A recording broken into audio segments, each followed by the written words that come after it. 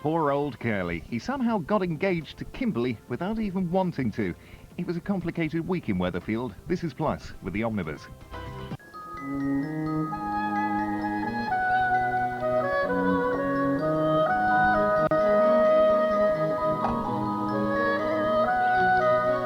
Coronation Street is sponsored by Cadbury's Flake.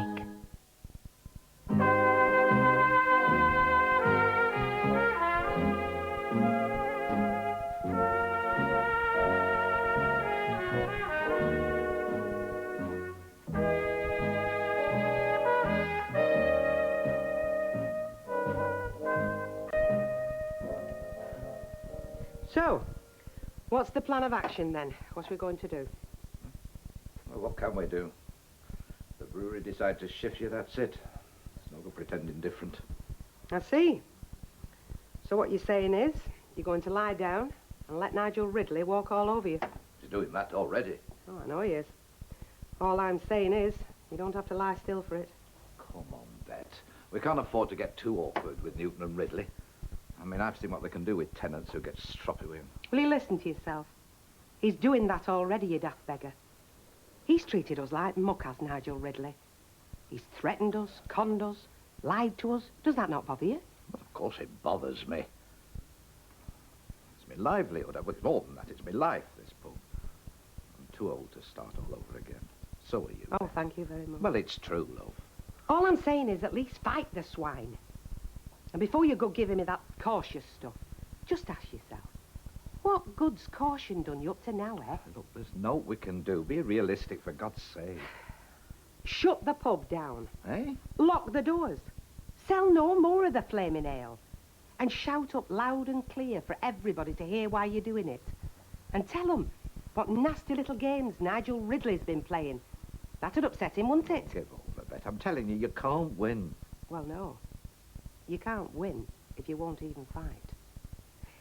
I'm not one of those who thinks if they attack you don't struggle. I'm one of those who thinks if they attack you, kick 'em where it hurts. What's all the fuss about anyway? Only a grossy pub. Nothing special, is it? Well, there weren't at one time, but there's not so many of them left nowadays, you know. Well, if you want my opinion, I like a place to be a bit flash. You ought to move with the times, haven't you? Ta-ra. Bye. You know, she prefers supermarkets, that one. Hiya. I've run out of tea bags. Jenny, about Mark Casey. Oh, talking of action, man, you won't believe this. He came to see Flick last night and he asked for his gold chain back. I mean, have you ever heard anything like it? Give a girl a present and then come asking for it back. Yeah, well, I hope she gave it to him. No, did she? Well, she couldn't do. But why not? I mean, she didn't even want it in the first place. Hang on a minute. She'd already given it to somebody else. You know that charity shop in Albert Road? Oh, she shouldn't have done that, Jen. Why not? It might make a bit of money for a good cause. Because Mark had no right giving it to Flick in the first place. It wasn't his to give. It didn't even belong to him. Kimberley. Hello. What's up? You know what's up? My mum and dad won't even speak to me, and all my mum keeps doing is sobbing into her hanky. Well, didn't you tell her that nothing happened, sort of? She caught us, didn't she? She knows we spent the night together. Well, you keep your voice down. Well, yes, we did, but not in the way she thinks. You did tell her that, didn't you? And my dad said, well, if that's the case, why don't you bring this young man round? Well, I couldn't last night, could I? If he's got nothing to be ashamed of. Because of stock taking. And then when he didn't come round last night, my dad said, well, we warned you about men like him, didn't we, Kimberley? They have the way, then they fling you aside like an old glove. I've not had me way, be fair. Morning, Mr. Watts. Morning, Mr. Holdsworth. Beautiful day. Makes you glad to be alive.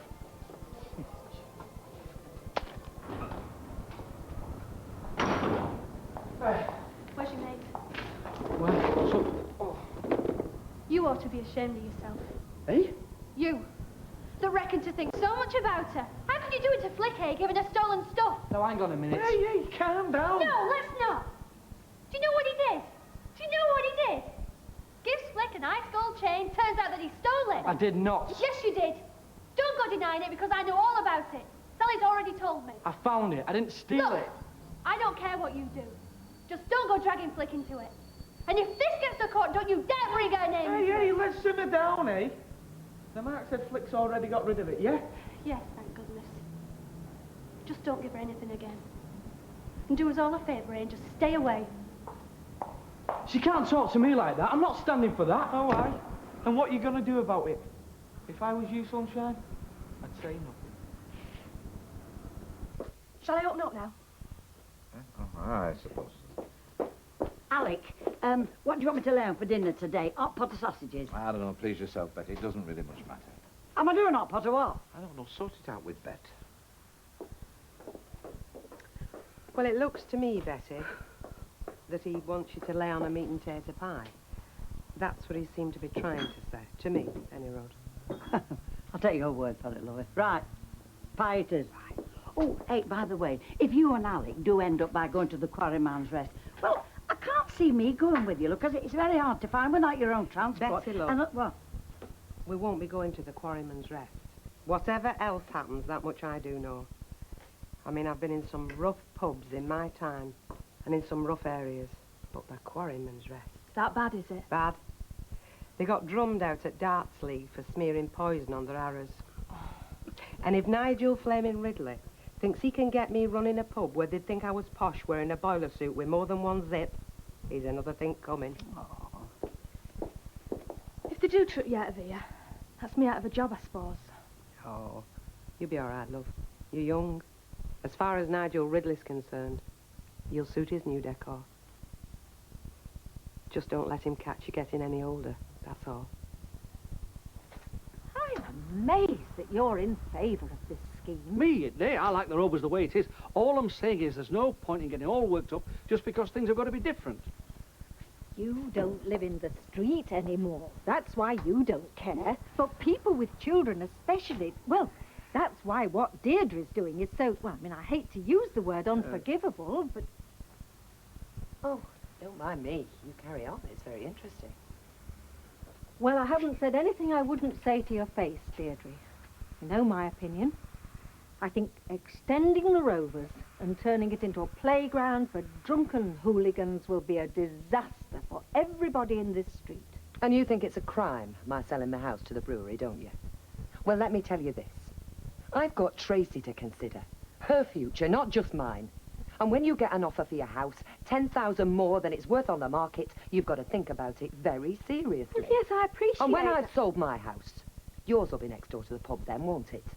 Maybe they'll make you an offer and all. And if they do, let's see how you talk then, shall we? Look, I just want to talk to you calmly, Kimberley. Are you going to come home with me, yes or no? Look, we could just discuss. Look, I want a straight answer. Well, look, if your dad is as mad as you say he is... It's absolutely blazing. If we're one of his pipes, he'd bit straight through it. Well, wouldn't it be a good idea then to let him cool down You for a don't couple know of me, days? Dad, do you? He'd be around looking for you. Pardon? I thought you loved me. You said you loved me. Look, don't cry, Kimberley. Look, you can't cry round here. My mum were right, weren't she? I know just after one thing. Mr. Watts, take lunch. Was that Miss Taylor? Quite probably. Am I right to think she was crying? Crying? Oh, no, she's probably got something in her eye. Mr. Watts, an astute manager keeps a weather eye open on his female staff. When I see one distressed, I'll put my thinking cap on. Now, you and Miss Taylor are socially intimate, that I do know. Oh, well, when you say socially intimate... No. You entertain her at your lodgings, for instance. And now she is distressed. I'm not a starry-eyed man, Mr. Watts. But do you know what I'm asking myself in this moment of time? No, Mr. Holdsworth. I'm asking myself if something that should have happened hasn't happened. Do you follow my meaning? No, Mr. Holdsworth. I think you do. Right. Take your lunch. And I just hope, for your sake, that you haven't got one of our workforce into difficulties, shall we say? Head office frown on that sort of thing. It's cut short many a promising career. Shall I tell you where you slipped up? No, thank you. A man is never too old to learn from his mistakes. Mistakes. Now, a big man is never too proud to take a bit of guidance. Echoes bad in here today. You see, you've been too soft with the brewery. They don't respect you for it. I mean, that deputation you sent, our friend here, Mrs. Wilton. Look, Mr. Sugden, if you think you could do better, then fair enough. Mrs. Wilton was your mistake. You see, your enemy, in this case the brewery, will weigh up the calibre of your troops. Now they'll have put you down as a pushover. A pushover? He's got a point there, you know. I mean, you played everything wrong, if you ask me. I didn't ask anybody. Listen, Alec, can I tell you where you went wrong? Where I went wrong was coming in the licence trade in the first place. I should have stuck to my original idea. Tropical fish. Fish? He won't be told. You just can't help some people. What was your idea? Close the pub down, bar the doors. What have you got to lose? Naught, except a few mithering customers. Right, that's it. Can I have your attention, ladies and gentlemen, please? The lady wife and myself have decided to take protest action against the brewery's treatment of our good selves. So, until we get definite pledges, including keeping this pub the way its customers want it... Well said. We're shutting the pub down and barring the doors. Now you're talking. Right, they're on, Alec. That is a cracking idea. You could get a fair bit of publicity out of that, you know. Well, what are you all standing there for? Sup up and clear off. Hey? You what? You mean this minute? Right now? Yes, you've got it. Now, can I have your glasses, ladies and gentlemen, please? Come on, Alec. What are you talking about, Alec? Come on.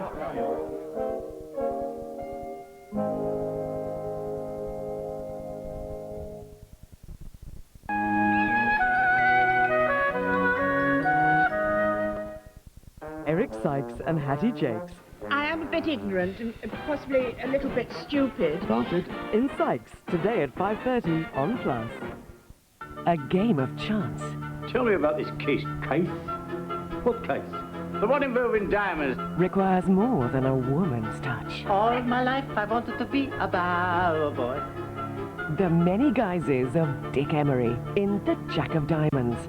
Tonight at 6 on Plus. A Robert Vaughan day on Plus. Oh, what is that? 6 hours with one of TV's coolest stars. With a rare chance to see the original Man from U.N.C.L.E. pilot. Plus, The Protectors. The Man from U.N.C.L.E. and The Protectors, Saturday from 12. Here's a TV offer that's too good to miss. Now this auto-return body-shaping ab roller is offered at just £19.99. It's a fast and easy way to help reduce tummy bulge, and to prove it, you can try the ab roller on our 28-day free home trial. That's right, this is a send no money now offer. Test it for yourself and see its amazing trimming effect before sending a penny. See how easy it is to trim those sagging stomach muscles. Just a few minutes a day can work wonders. Firms and shapes thighs and buttocks. You'll see and feel the difference.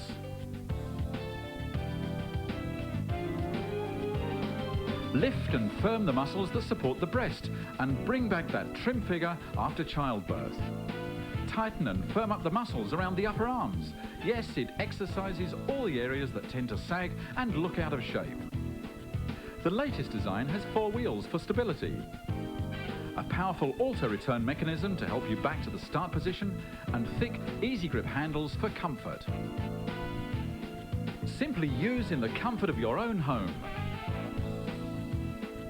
Fantastic value at only £19.99, and post and packing is absolutely free. Plus there's more. If you order now, we'll include this bonus exercise mat. Yes, this is a send no money now offer. Simply place your order and we'll send you ab roller to test at home. If you're not entirely satisfied with its amazing figure trimming effect, simply return it free of charge within 28 days. Phone now on 0870 238 0101 and start to trim your figure on this 28-day free home trial. That's 0870 238 0101. Call now.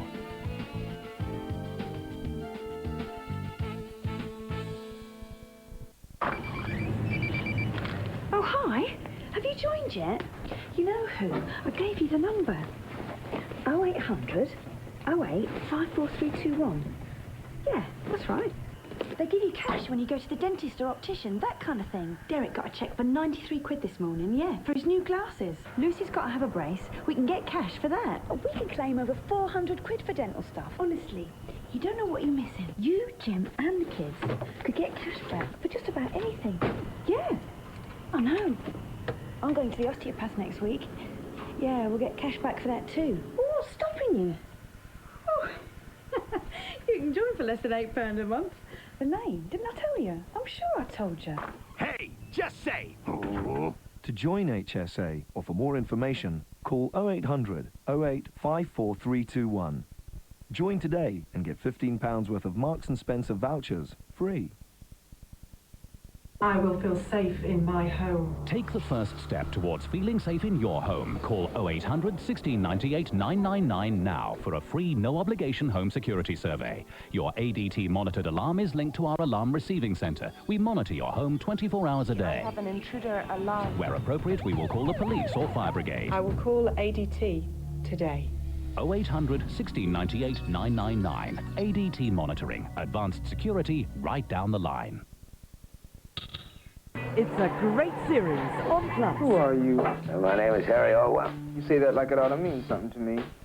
Retired from the force. Oh, Harry, you're irresistible. What do you want? He's now a private eye. I wonder if the police know about that. And he takes cases the police can't solve. I got a witness that knows how O.C. was killed, why he was killed, and who killed him. David Jansen is Harry O. tomorrow at 10 and 3 on Plus.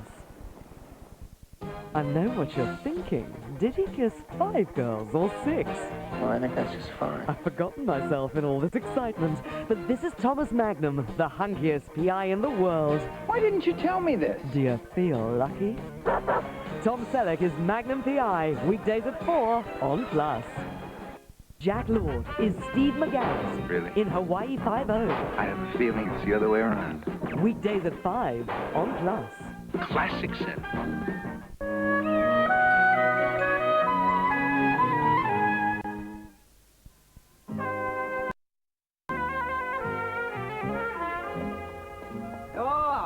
Sorry, love. You're too late. It's my watch stopped, or what? I make it 2 o'clock. It's not your watch that stopped, it's our tap. We're protesting, you see, on behalf of what the brewery are doing to us, and also on behalf of our enraged customers. I'm a customer, and I'll be enraged if I only get a drink. Sorry, love.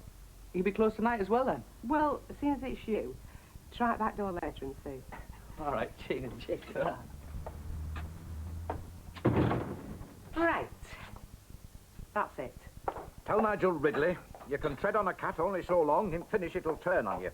You can also tell Mr. Ridley that he... Pardon? I don't care what it says in my tenancy agreement. You tell Nigel Ridley that happens to be a top solicitor, so we'll be getting the finest legal advice. We'll take this to the House of Lords. Aye, and if necessary, the European Court of Human Rights. And you can tell Ridley from me that an Englishman's home is his castle, and an Englishman's pub is sanctuary. Terrific, Tiger. Smashing. You've done it now, the pair of you. Oh, we have. Do you know something? Proud of you. The way things were going, they were just taking everything off us. They still might, but they won't be taking our self-respect. Excuse me, can I ask you something? Are me and Betty still on wages? No. Yes. Aye, all right. You're still on wages for the time being. Hey, you were right not to bother coming to that lecture. It was a complete waste of time. I've got some news for you. You know that chain Mark gave you? Yeah, what about it? He stole it. Oh, come on. Serious? Just hang on a minute.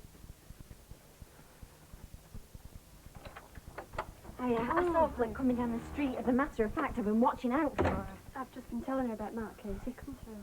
He didn't steal that chain, did he? Well, he found it. It was in one of the cars that they were servicing. And it belongs to one of the customers. Stupid idiot. And we've just got to. I haven't got it. I gave it to that charity shop on Albert Road.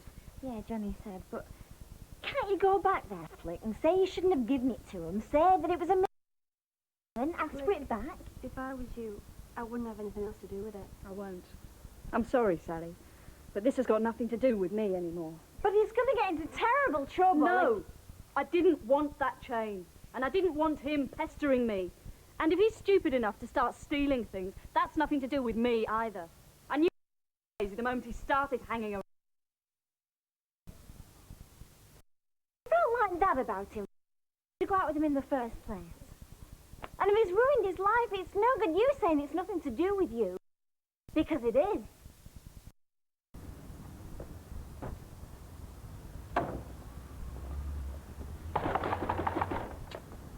They're closed, it tells you on this notice. I can't read. Closed for the duration in protest of the shameful treatment by the brewery. We apologise to all friends and patrons. I said I can read, thank you. Well, don't let anybody in. Well, let me in if they know what's good for them. Oi! We're closed till further notice. I'll put him in the picture, Mr Gilroy. My name's Smedley, relief manager for Newton Ridley. I've been authorised to take over this pub. Who says? Mr Ridley says. Now, look, you're only making things worse for yourself. Look, I'm always willing to be agreeable. Mr Ridley knows that. Understanding, I'm always ready to put the interests of the brewery first. You, up it. And you can tell Nigel Ridley the Rovers is a no-go area. To win, all. You're doing yourself no good with this attitude. No, and neither will Nigel Ridley. And you can tell him Alec Gilroy suggests he can go and take a running...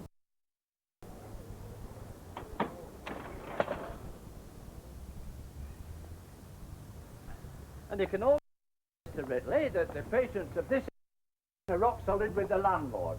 Rock solid.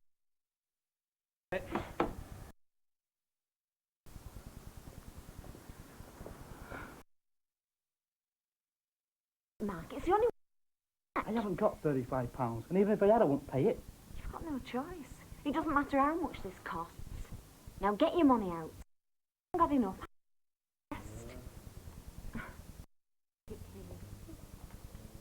Evening, Mrs Fairclough. Evening, Percy. You weren't drinking the Rovers, I hope. Well, I was, yes. You've not heard? Oh, the shop, they've done a lockout. So it's true then. I mean, somebody in shop was saying that's what was happening, but I thought, oh, beggar that for a tale. Well, you know, but in my opinion, the brewery have driven them to. I meant there'll be nobody getting to drink in the Rovers from now on. We all right then, Alec? It's like the Untouchables, this. Like getting into a speakeasy. The pest is something here. Keeping guard. Best place for him.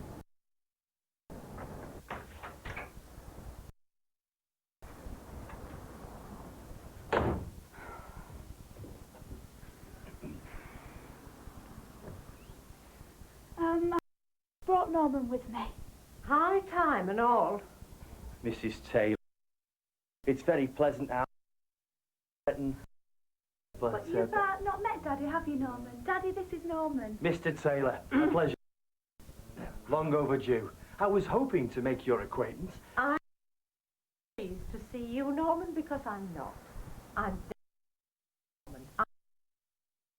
Daddy, you were a decent lad. Well, obviously we've got a misunderstanding here. I mean, that's why I'm here. He'd best sit. You see, I'd be more than happy to put both your at rest. Last thing I'd want. Conception. Kind of a girl you think I'll tell you straight. She is not that kind of a girl. We brought her up to know better. Well, if you just let me explain. I'm not disputing the fact that we actually spent the night together. No. Under the same roof. No, because you can't. And she told us she was staying the night with her friend Alison. She never told lies before. Not till she went working at that Better Buys. Did she, Daddy? Taylor's got a good mind to tell the manager she's not going to... Oh, I wouldn't do that, Mr Taylor, because as I'm sure that, as Kimberley told you, nothing happened. Nothing that shouldn't have happened. Nothing. As Kimberley will have told you, we're churchgoers in this house, young man. That doesn't mean we don't know the kind of things that go on these days. But it's true, Daddy, honestly. Don't you dare say that word. You lied to us about where you were sleeping. We brought her up decent, to respect herself and her body. Well, I do respect herself. I mean, that's why nothing happened. See, I think too much of her, you see. And we both agreed, didn't we, Kimberley, that we'd both rather wait until marriage.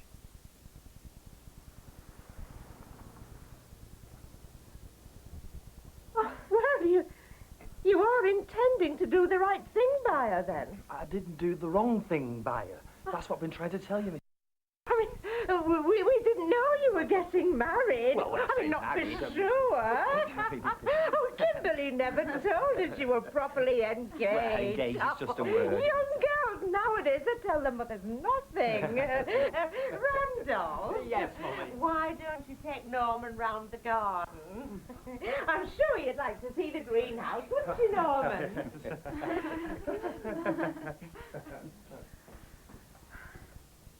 Well... Have one yourself, Alec. Go and take one for Bet. Oh, thanks, Mike. I got onto the Gazette, you know, and the radio. Which one? Oh, all of them. Weatherfield, Piccadilly, the lot. Told them straight. Were they interested? Well, it's hard to say. The Gazette said they'd send somebody round, but nobody showed up yet. But I'll make it plain, you know. I'm a reasonable man. I'm willing to compromise. I've nothing against Nigel Ridley personally. I have. He's trying to get me out of my home. Hang on a minute. If a reporter does turn up, how's he going to get in? Oh, don't you worry about that, Mike. Percy will sort him out. He's outside. He keeps marching up to the corner and back. Shall we have him in for a drink? Shall we? Because like, no. Hard and drinkers only, isn't it? Well, you know what he's like. He'll stand here warming half a mile telling me where I'm going wrong. Oh, it doesn't seem right, though. Us in here and him outside on guard. No, he loves it. Loves it, old soldier like him. We're doing him a favour. I never realised there was so much to growing tomatoes. Randolph. Oh, yes, Norman. Blossom and rot. That's a right hazard. Oh, she's been keeping Daddy and me in the dark, the little tinker. Oh, just a minute, Auntie Louisa. I'm telling Auntie Louisa. Oh. Pardon, Auntie? Oh, yes, a white wedding, definitely. Yes, he is a very nice young man. He's a manager at the supermarket. Oh, yes. Yes, of course you'll meet him before the wedding. Bye-bye, Auntie Louisa. Oh, she was ever so pleased. Oh, shall I pour the tea out? Yes, love. I tell you what, Molly. I think with it being quite an occasion, I think we could have a glass of that sherry wine Mr Henshaw gave me the Christmas before last. Oh, do you think so? We'll be wanting that for the wedding. Oh, yes. Maybe a small one. I built that greenhouse myself, you know. Really? Cost it'd be beyond most people. These kits you can get. You'd need help. Make a very good wedding present. One of them greenhouse kits. Oh.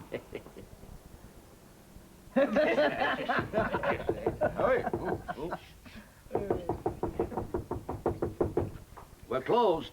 Is that you, Mr Gilroy? Oh, poor devil. Let him in. I'm sorry, Percy, we're closed. Side door. Oh, go on. I can't make exceptions, Percy. If I let you in, I'll have to let them all in. Side door, side door. He wants to come in at the side. I'm letting him in. I'm coming, Percy, lad. Wait, you sweat. Bet! Bet! Oh, it's you. I thought it was a friend. What is all this nonsense I've been hearing? Wild tales about lockouts? A relief manager can't get in? Nigel Ridley. Good evening, Mr Ridley. At last. The organ grinder. Now, what exactly is going... What is going on? Is the bar open or Where do you not? think you're going?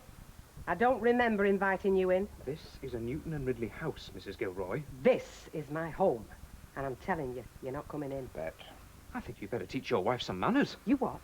Manners? I've forgotten more manners than you'll ever have. You great ponsified streak of aerated nuts water.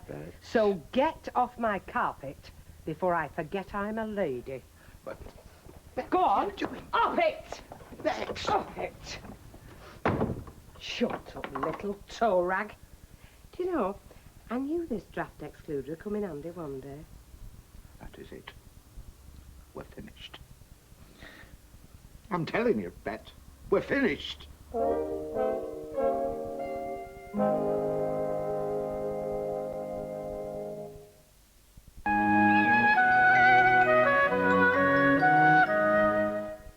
Do you fear the future?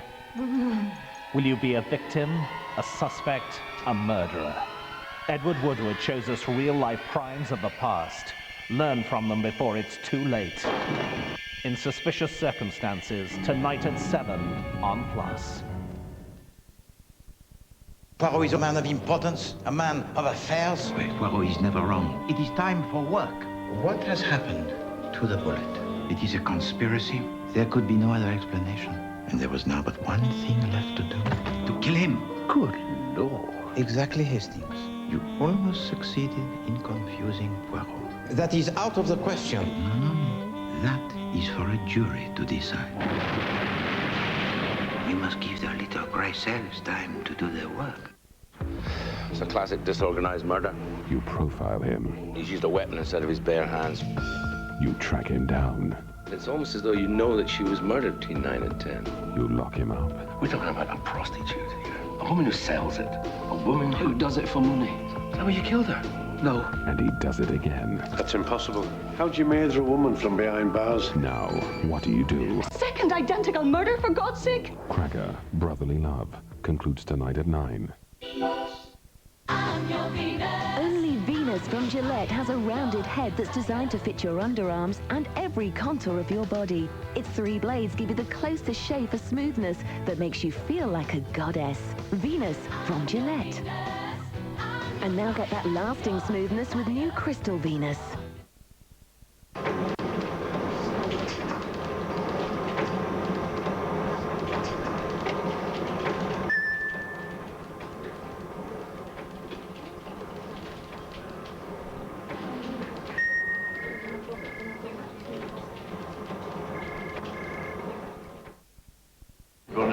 What you want is a mortgage linked to your pension. No, you need to make sure it's capped to base rate. No, they're switching mortgage. They want an interest-only tracker like ours. Don't listen to him.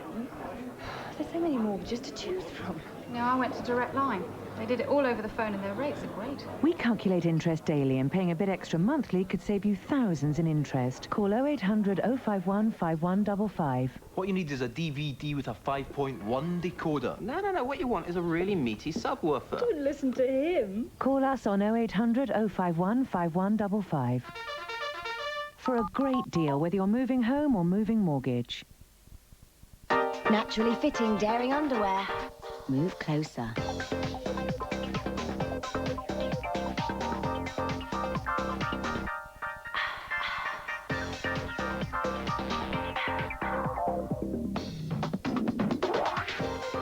Naturally clothes, lingerie, nightwear and swimwear as daring as you are. Call free now on 0800 555 654 or visit naturallyclose.com. You're this close.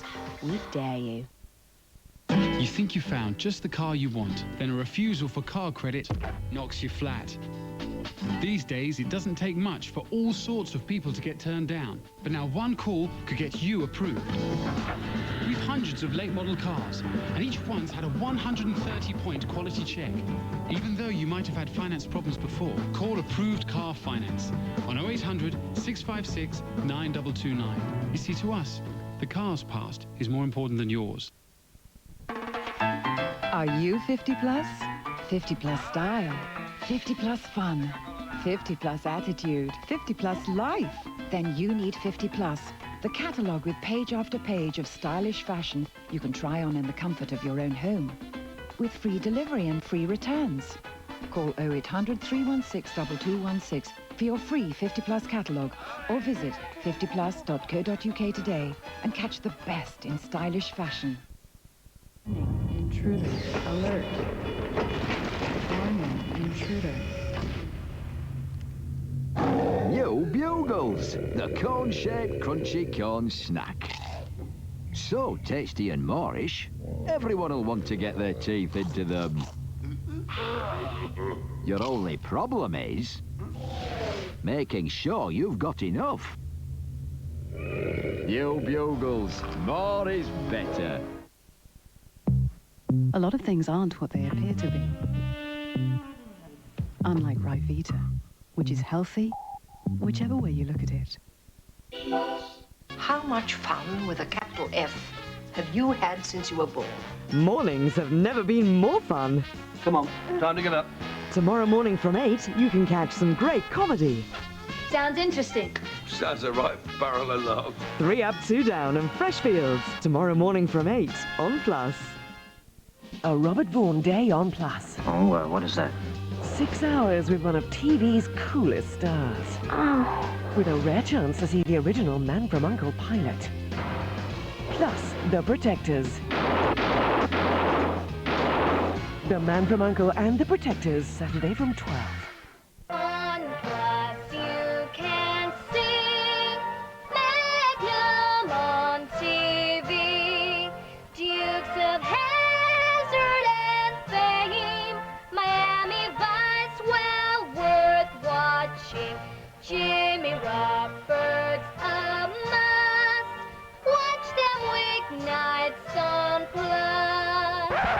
That's enough of that to watch Real American Favourites weeknights at 8 and 11.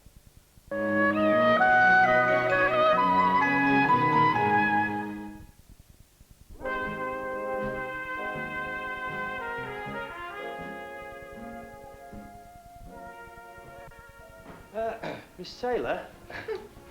Miss Taylor, could I have a word? Miss Taylor? It has to be Miss Taylor in here. Tell me that. Well, you know Mr Holdsworth's rules. What, even when we're indoors? Yes.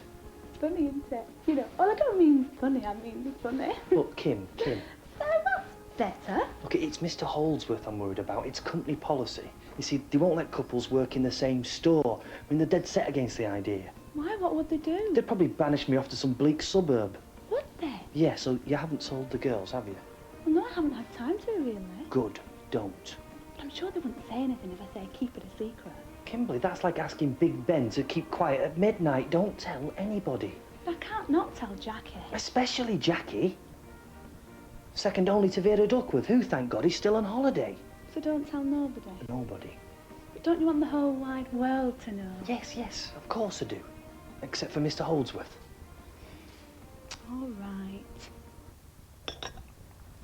Face it, I mean, nobody wants to know. When it comes down to it, who's bothered? Well, there's folk round here on our side. There's Percy. Yeah. He wanted to get up a petition. Percy's Sugden. He'd get a petition up for mother's milk, he would. It's all just to put himself about. Just the same, if he could get up a load of names.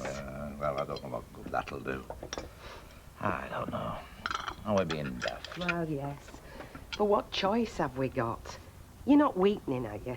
No, it's just that... Well, let's face it, I can think of worse things that can happen to you than the Quarryman's Rest. Quarryman's Rest? I'd sooner go on game than take over at Quarryman's Rest. I'd get a better class of custom and more of it. There's no point weakening now.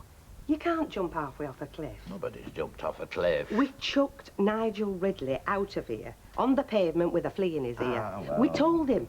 The pub's shut, barred, barricaded. Jumped off a cliff, your feet are whistling.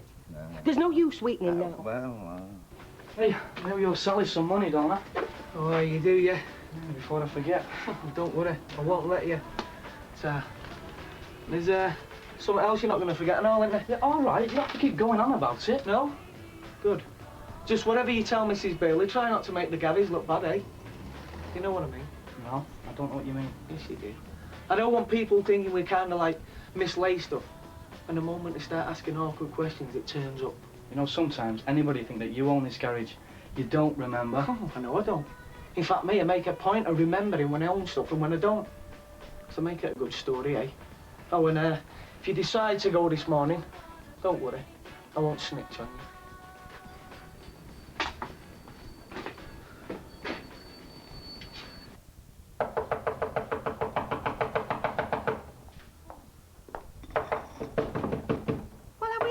That or not? If it's somebody from the brewery or some charmer with a writ. Well, we don't let them in. Keep the chain on. Yeah. Who is it? It's me. What are you doing here? Alec, I work here.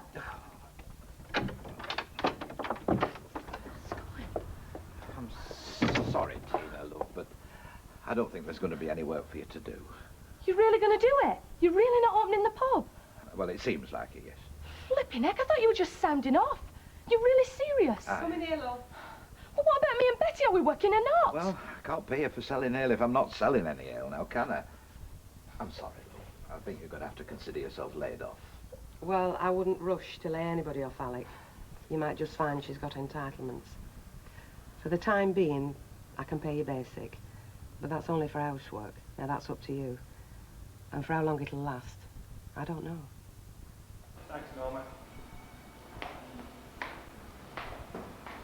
There you go. Don't you feel like events are sweeping you along, sort of? Head over heels. Hey? Yeah, well, you see, I always wanted it to be someone who could just sweep me off my feet. It's like being lifted into the saddle by a charging Cossack. Hey? Yeah, whiz, swoop. I don't feel like a charging Cossack. That's because it's natural to you. You don't realise the way other people look at you. I mean, you're so naturally masterful. Just look at the way you handle me mum and dad. Gosh, you want them eating out of your hand. Yeah, well... I mean, they were so impressed by you. Well, your parents, I mean, talking about your parents... You do like my mum and dad. Yeah, they're nice people. It's just that I thought you wouldn't really hit it off. Well, I think I hit it off with your dad. I mean, he told me all about his tomatoes. He told me things about his tomatoes you wouldn't believe. I would, I know him in his tomatoes. It was more your mum, really. Oh, she likes you, she does. Yeah, I just thought she was a bit quick off the mark celebrating our engagement. Like I say, that's because she likes you. Yeah, but I thought she could have possibly waited until we announced it. Still, she's all for it, and that's the main thing. I'll tell you something. They may not know here, but they know in Dundee. Why do they know in Dundee? Because Auntie Marge lives in Dundee, doesn't she? My mum was on the phone to her the other night. She was on the phone for 12 minutes, but Dad kept looking at his watch and saying, "Gosh, do you know how much it costs us to phone Dundee?" But my mum said to him, "Listen, it's not every day your daughter gets engaged, Daddy, is it?" No, it's a thrill. They're absolutely thrilled. Hey, shall we dance? I think Mr Holdsworth would take a dim view of that. Oh, stop, Mr Holdsworth. Oh, gosh, what am I saying? I'm looking for Mr Gilroy. Have I found him by any chance? Who's asking? My name's Breen. I'm from the Gazette. Oh, the Gazette. Oh, that might be a bit different. How do I know you from the Gazette? You want to see me ID? Humphrey Bogart loved it. Who's he? Who's the other fella? Oh, his name's Eric. He's a photographer. Oh, a photographer. Yes, just hang on. They brought a photographer with them. I heard. Keep them talking. Oh, somebody's interested then. They might have said they were coming. Don't you say anything, Dan. Come in, gentlemen, come in. I got something of a garbled message. Says that you've declared war on the brewery or something. Oh, no. Nobody's declared war, no. You could say a state of hostilities exists. Oh, that's very good. I'll use that if I may. Would you like to go through, gentlemen? Oh, hello. These fellas are from the Gazette. Oh. Mrs Gilroy, is it? Give over. That's smashing, love. Can we have one of you just like that? Me? You want to take a picture of me? Tina's one of our barmaids. Oh, I can see what the Rover was returning for. I'll tell you what, love. Can we have you in the bar? Would that be all right? I mean, it's the natural place for a barmaid. How would it be if Eric does Tina in the bar while I get something down off you in here, Mr Gilroy? Well, I don't think I could say anything on the record, not till the wife's in on the act, if you follow my meaning. Yes, I think we'd better wait for her. Will she be long? Well, I'm afraid she heard you mention the word photographer. Could be a while. Margaret, pickle cabbage! Okay. Sorry to hold you up, she won't be attacked. Will you want a bag? Oh, yes, please. There you go. Congratulations, Mr. Watts. Hey? Well, you certainly seem to have found the right buttons to press in Miss Taylor's case. Well, No, I noticed immediately. See, I realised you haven't been too successful with Miss Taylor. Would that be right? well, it's sort of personal. No. Don't regard this as a personal criticism. It's all part of learning how to handle people, bringing them round to your point of view. See, when I see somebody going about their work, bright and cheerful, I know the secret is management, Mr. Watts. It's called management. It's called matrimony, Mr Holdsworth. And I can't do it with all of them. Took you long enough. Look, I was straight there and back, practically. So what did you tell her? I told her the truth, more or less. So that's what took you so long. But I told her I found it, so she's happy, OK. So now I've done my good deed for the day, all right. You haven't done a good deed, Matt. You put yourself back in the right way, you was in the wrong, that's all. Look, Kev, you gonna let it drop or what? Yeah. Fancy a pint at dinner? Oh, I don't know about that. All I do know is the brewery have got big plans for this place and there's a councillor flogging them her house. I'm saying no. How about one with you perched on the bar? Hey, it's better than machine in bus station, isn't it? Can I have copies of these? Of course you can, love. Just cross your legs. Give us that little tiny bit of thigh. Tiny's not the word for these. They look fine from here, Tina. Just give us your address after. For the prince, you know. Yeah. Absolutely shameless. She flaming well is. Him I'm thinking about.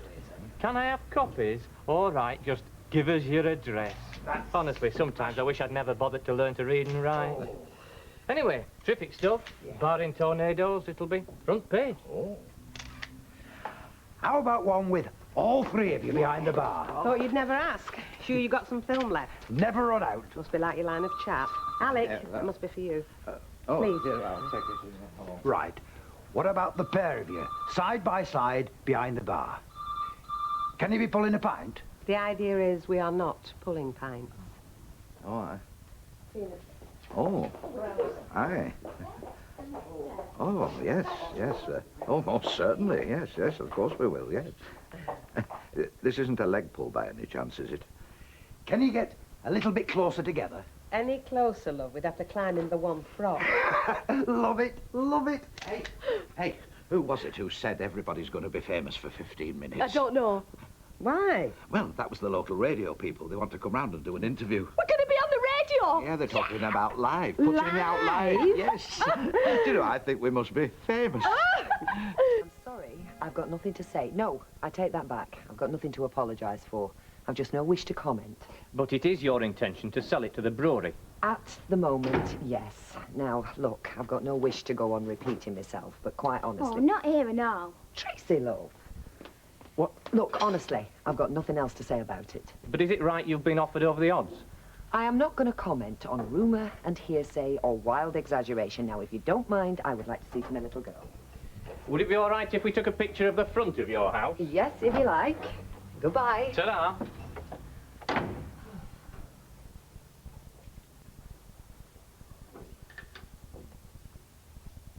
What did you mean, not here and all? Well, the McDonald's been going on. What sort of going on? You know, just going on. They've been calling me the Brewery all morning. Oh, morning, don't exaggerate. Don't spoil your appetite. I'm not exaggerating. Well, you're not even in the same class. You spend all day going from one room to the other, and they always just find a way to bump into you. Step aside, Lionel, it's the Brewery la-di-da. They're just stupid, and in the playground. Oh, just ignore them, love. They're just daft lads. Money makes people dead jealous, though, doesn't it? I'm sorry to say it does, Tracy. Well, I'm not sorry. I want to have loads of money. I want to have so much money it makes everyone sick. Money isn't everything, you know, love. You don't mind it. See, I'm not opened up, then? No. Like you said, then? Yes. So you're not selling ale, then? No. That's all. How could I be selling ale if I'm not opened on? Yeah, but not even to your regulars, like. I mean, we've done wrong to upset you, haven't we?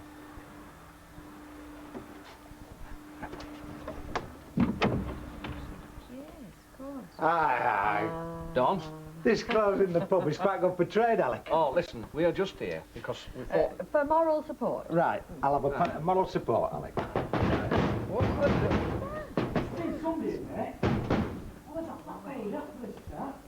Go round the side!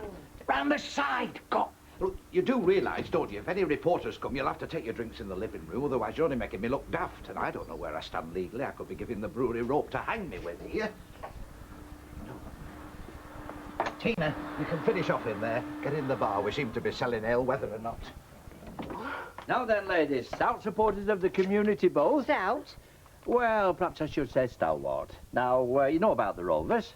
Well, I'm taking this petition round. I've got quite a few signatures already, and I'd be very obliged if you put yours on, please. What does it say? Well, it tells the brewery where to get off. Oh. Is Mrs. F around? I mean, she could append her moniker. No, Mrs. F is at the Rovers as it happens. According to my understanding, the Rovers is sealed shut like King Pharaoh's tomb. Yeah, well, she's just gone to pay a call on Bet. As a friend, you know. They're here. Quick, they're here, them radio people. Are you sure? Well, of course I'm sure. Who else has a car aerial over 10 foot long? Right, quickly, come on. All of you, take your drinks in the living room. Come on, hurry up. The pub's supposed to be shut. Don't panic. They can interview you through the letterbox. Never mind about that. All of you into the living room. And if anybody asks you, call yourselves an action committee. Don't panic, Alec. A sound to make a drinking man's heart sink. The pub's shut. The doors of the Rovers Return public house are shut. Now, not just shut, they're barred, bolted, and barricaded. And why, I hear you ask? Well, hanging out of a window above my head are the licensee Alec Gilroy and his wife, Bet. Now, you two have virtually barricaded yourself inside your own pub. That's right, Is this your way of telling the world something? Can you tell the world in Weatherfield why it is that they can't get a drink at the Rovers Return? Well, I will if you'll belt up and give us a chance, love. Right. Well, the brewery's got big ideas for this pub. They want to buy property next door, knock it all into one, and do it all up Yankee style. Well, it sounds great, or am I wrong? You can see for yourself. This is a neighbourhood pub. And my hubby and me, we run this pub the way our regulars like it. And the neighbours like it and all. There's never been a complaint about noise or behaviour to do with this pub, has there, Alec? Not one, never. Because if you like, this pub is, well, it is. It's a neighbourly pub. It belongs to the neighbourhood. I mean, it's more of a community centre than the community centre, I'll tell you that. But you see, it won't be when the brewery have turned it into some sort of imitation Wild West Yankee bit, will it? What we're standing out for is the right of ordinary folk to have an ordinary drink in an ordinary local. Not one of these Disneyland do's. We're talking about the fate of the English pub here, you know. The English pub that Englishmen have known for centuries. The pub that Englishmen have fought and died for through the ages. We beat Hitler. Are we now going to lie down and let breweries roll all over us, eh? Well, somebody's got to make a stand. Land of hope and glory, mother of the...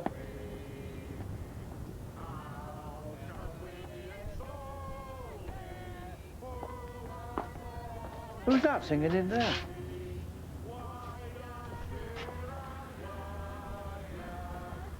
Oh, I bet you'll never be able to darken their door again. Especially now, Mum's caught you. She didn't catch us because we weren't doing anything. Ah, you wicked old man. And I will be darkening their door again.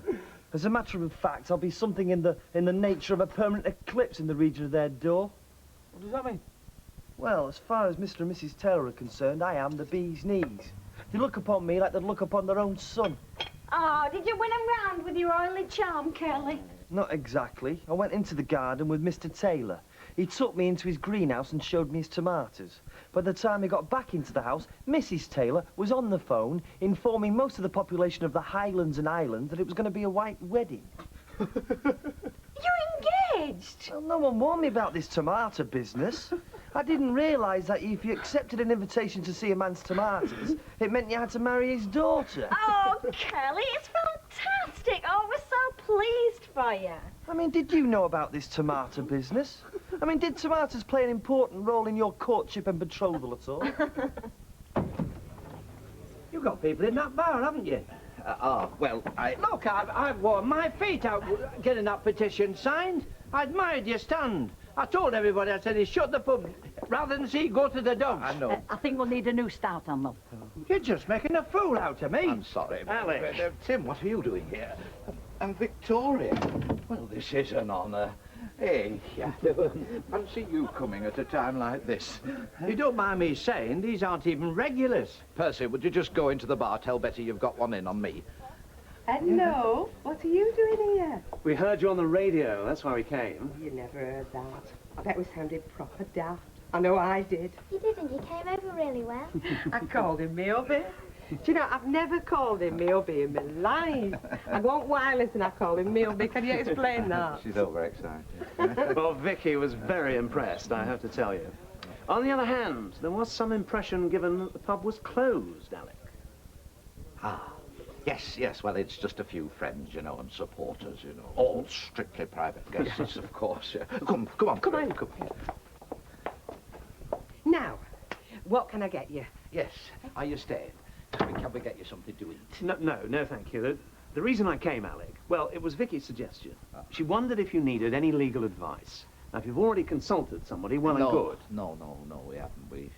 We just sort of climbed into the barrel and set off over Niagara, if you know what I mean. Well, I had a word with one of our partners. He's something of a specialist. I thought perhaps it'd be useful. Oh, Tim, it is good of you. It really is. And I take it most kindly, that I really do. No, I'm overwhelmed that you should bother your head about it. I am, truly, I am overwhelmed. Alec, if you could stop being overwhelmed for just a minute, perhaps we can hear what Tim's got to say. Well, you must like the idea, Carrie. You would have said different, wouldn't you? Yeah, I mean, getting engaged is okay, but it's the rest of it, innit? Getting engaged, getting married, having kids.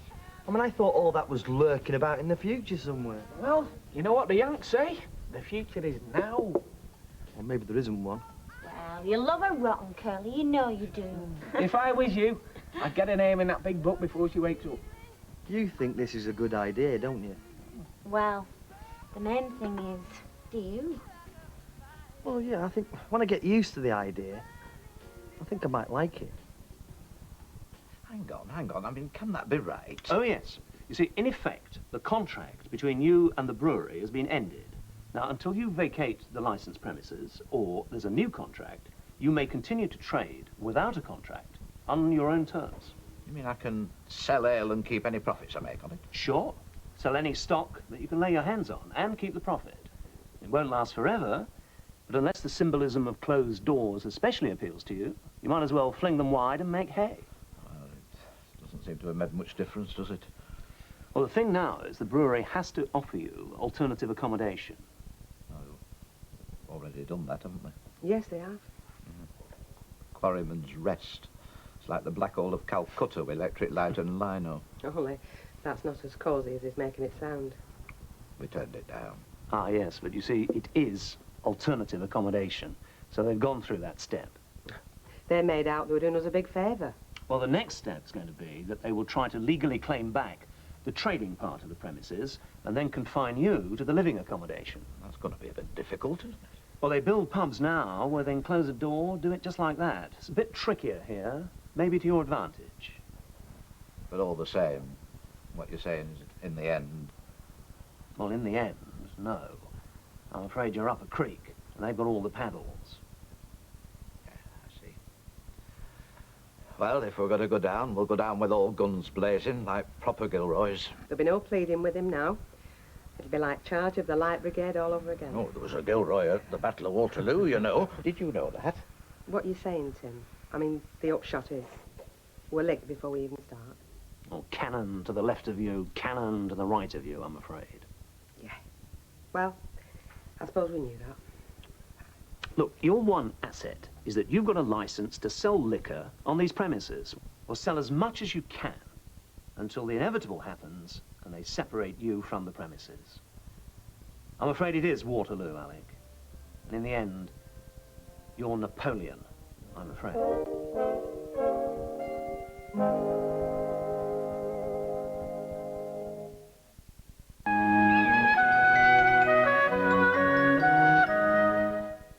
Do you fear the future? Will you be a victim, a suspect, a murderer? Edward Woodward shows us real-life crimes of the past. Learn from them before it's too late. In Suspicious Circumstances, tonight at 7 on Plus. Poirot is a man of importance, a man of affairs. Wait, Poirot is never wrong. It is time for work. What has happened to the bullet? It is a conspiracy. There could be no other explanation. And there was now but one thing left to do. To kill him. Good Lord. Exactly, Hastings. You almost succeeded in confusing Poirot. That is out of the question. No. That is for a jury to decide. We must give the little grey cells time to do their work. It's a classic disorganized murder. You profile him. He's used a weapon instead of his bare hands. You track him down. It's almost as though you know that she was murdered between 9 and 10. You lock him up. We're talking about a prostitute here. A woman who sells it. A woman who does it for money. Is that why you killed her? No. And he does it again. That's impossible. How'd you murder a woman from behind bars? Now, what do you do? Second identical murder, for God's sake! Cracker, Brotherly Love, concludes tonight at 9. Good meeting, David. We'll be talking again. Do you have a card? Hang on a minute, Peter. I'll beam it to you. Oh, okay. Can you see me? No, nothing yet. To simplify the way you do business, you could buy the latest gadgets. How about now? Maybe we're not compatible. How about now? Nothing. It must be your battery. Okay, David. How about now? Nothing. Come on, David. Or you could get compatible IT that works for your business. That went rather well. Oh, shut up.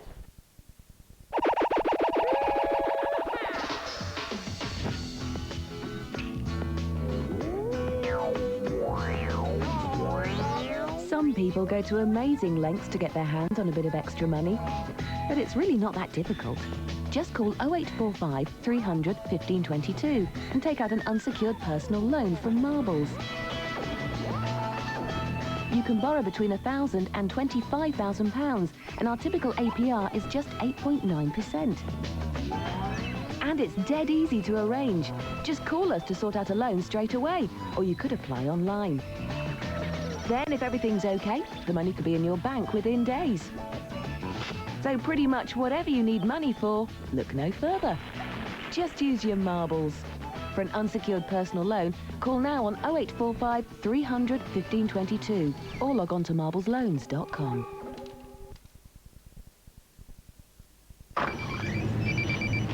Oh, hi. Have you joined yet? You know who? I gave you the number. 0800 08 54321. Yeah, that's right. They give you cash when you go to the dentist or optician, that kind of thing. Derek got a cheque for 93 quid this morning, yeah, for his new glasses. Lucy's got to have a brace. We can get cash for that. Oh, we can claim over 400 quid for dental stuff. Honestly, you don't know what you're missing. You, Jim, and the kids could get cash back for just about anything. Yeah, I know. I'm going to the osteopath next week. Yeah, we'll get cash back for that too. Oh, what's stopping you? Oh, you can join for less than £8 a month. The name? Didn't I tell you? I'm sure I told you. Hey, just say. To join HSA or for more information, call 0800 08 54321. Join today and get £15 worth of Marks & Spencer vouchers free. Good morning. Shaving again. So dry. Really burns. But not with Nivea for Men Sensitive Aftershave Balm. It's alcohol-free and vitamin-enriched, so it soothes and conditions. Good morning. Feeling good. Looking smooth. Nivea for Men Sensitive Aftershave Balm, so your skin can feel its best. Now, let me get this straight. You're saying that I can have a car on credit, even if I've been refused elsewhere? Yes, you could. And we could use our old car as full deposit? Yes, you could, whatever its condition. And I could have repayments to suit my budget. Yes, you could. And we can have a car that's been inspected to AA standards. Yes, you could. And I could see a huge choice of cars and drive away the same day? Yes, of course you could. Yes. Just call Yes Car Credit now on 0800 085 6600 or apply online at yescarcredit.net, because if you've been refused credit for a car, we're waiting to say yes. How much fun with a capital F have you had since you were born? Mornings have never been more fun. Come on, time to get up. Tomorrow morning from 8, you can catch some great comedy. Sounds interesting. Sounds a right barrel of love. 3 Up, 2 Down and Freshfields. Tomorrow morning from 8 on Plus. A Beverly Hillbillies double bill. Twice the Ellie Mae. I reckon so. 2 times the Jethro. I'm as empty as last year's bird's nest. Double the Jet. That's right. Extra Granny. Another word. Amen. Beverly Hillbillies double bill starts Tuesday at 11. Otherwise, you'll be in serious trouble. No place to hide from those boys in blue. Let's get them down the station. Heartbeat, tomorrow at 2 and 7 on Plus.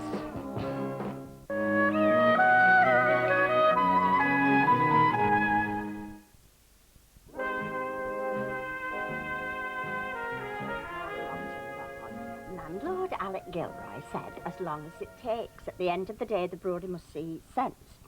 Added stocky, balding Mr Gilroy. It's the customers I feel sorry for. They are in a no-win situation. They'll not get away with it, you know. Newton and Ridley will be down on them like a ton of bricks. Do you think so? Yeah, as soon as they stop selling the ale, they'll have them. Do you know, if they're not careful, they'll lose everything. The pub, the house, everything. There's something about Bet here. Oh. Blonde, attractive, Mrs. Bet Gilroy, 39. 39? And the rest. Stop interrupting, Rita. Mrs. Bet Gilroy, 39, said, I back my husband's fight every inch of the way. If all else fails, I'm quite prepared to... What? What? Quite prepared to ride naked on a white horse through the streets of Weatherfield. I was pulling his leg. Mind you, if I thought it'd do any good, I would do. And if you'd fork out for a new wig... Ah, well, it wouldn't do any good, no good at all. For a start, our SPCA would be on to you. cruelty to force. Thank you very much. Anyway, you should be pleased all this publicity you're getting. I just wish these reporters would get their facts right, that's all. I mean, look at this. Stocky, balding Mr Gilroy. What's wrong with that? You can't call me stocky. I'm not stocky. I'm just well-built in a compact sort of way. As for balding, well, all right, I've gone a bit thin on top. Oh, I'll say. You certainly couldn't ride naked through the streets of Weatherfield. I mean, I know you've not got a lot to hide, but you beggar all to hide it with. You know, I've always wanted me picture in local paper. Used to think it'd be a wedding photo, though. You're not still pining for that, Eddie, are you? No, I'm a heck. Got over him a long time ago. I'm glad to hear it. Me picture in local paper. Oh, God, my mum will be dead chuffed. I doubt it, Bet is. Why? Well, I mean, that photography took some of her and all, didn't it? But it was you they chose and not her. I mean, that kind of thing does remind you're knocking on a bit, you know. Still, it's the least of her worries. And ours. I mean, if Newton and Ridley do decide to get shut of them, they'll get shut of us and all. Still, got me picture in local paper, ain't I? I dreamed about you last night. Did you? Yeah, you were really naughty in it. Really? What was I doing? Oh, I can't tell you. Course you can. You can tell me. How many times have I told you, Miss Taylor? Labels to the front. Our customers aren't Sherlock Holmes, you know. Good morning, Mr. Watts. Good morning, Mr. Holdsworth. Why do you keep being all bossy and talking to me dead sharp? And what do you keep calling me Miss Taylor for? I've told you, Mr. Holdsworth mustn't find out about us. Yeah, but it's got nothing to do with him. He won't see it that way. He'll get very awkward if he finds out we're engaged. Oh, Norman, say it again. What? Being engaged. It makes me come over all unnecessary. Well, you mustn't. Not when Holdsworth's about. He's made it very clear that he's against what he calls in-store relationships. The other day he quoted a poem. Up to head office or down to a dead end. He travels fastest without a girlfriend. We can't keep it a secret. What happens when we get married? Yeah, well, Miss Taylor, please, can you keep the produce moving? We want it in the customers' baskets, not on the shelf, gathering dust.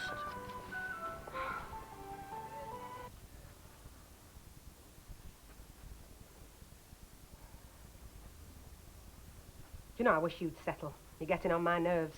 Prowling up and down like a tomcat, wondering whether it's ruptured itself. It's too quiet. Put wireless on, then. No, I don't mean that. I mean, I can feel trouble looming.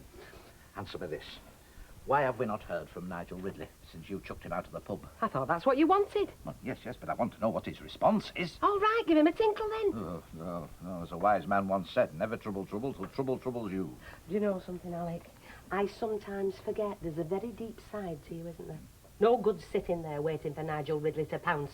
We've got to keep him off balance, wondering what's going to hit him. Oh, yes. What have you got in mind this time? Well, I don't know. Exactly. Leave it with me. I'll think of something.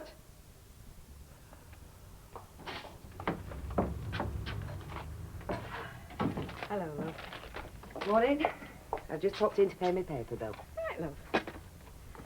Oh, well, that's 2 weeks, isn't it? Right, yeah, that's right. I missed last week. What, with one thing and another? So you're not stopping in newspapers, then?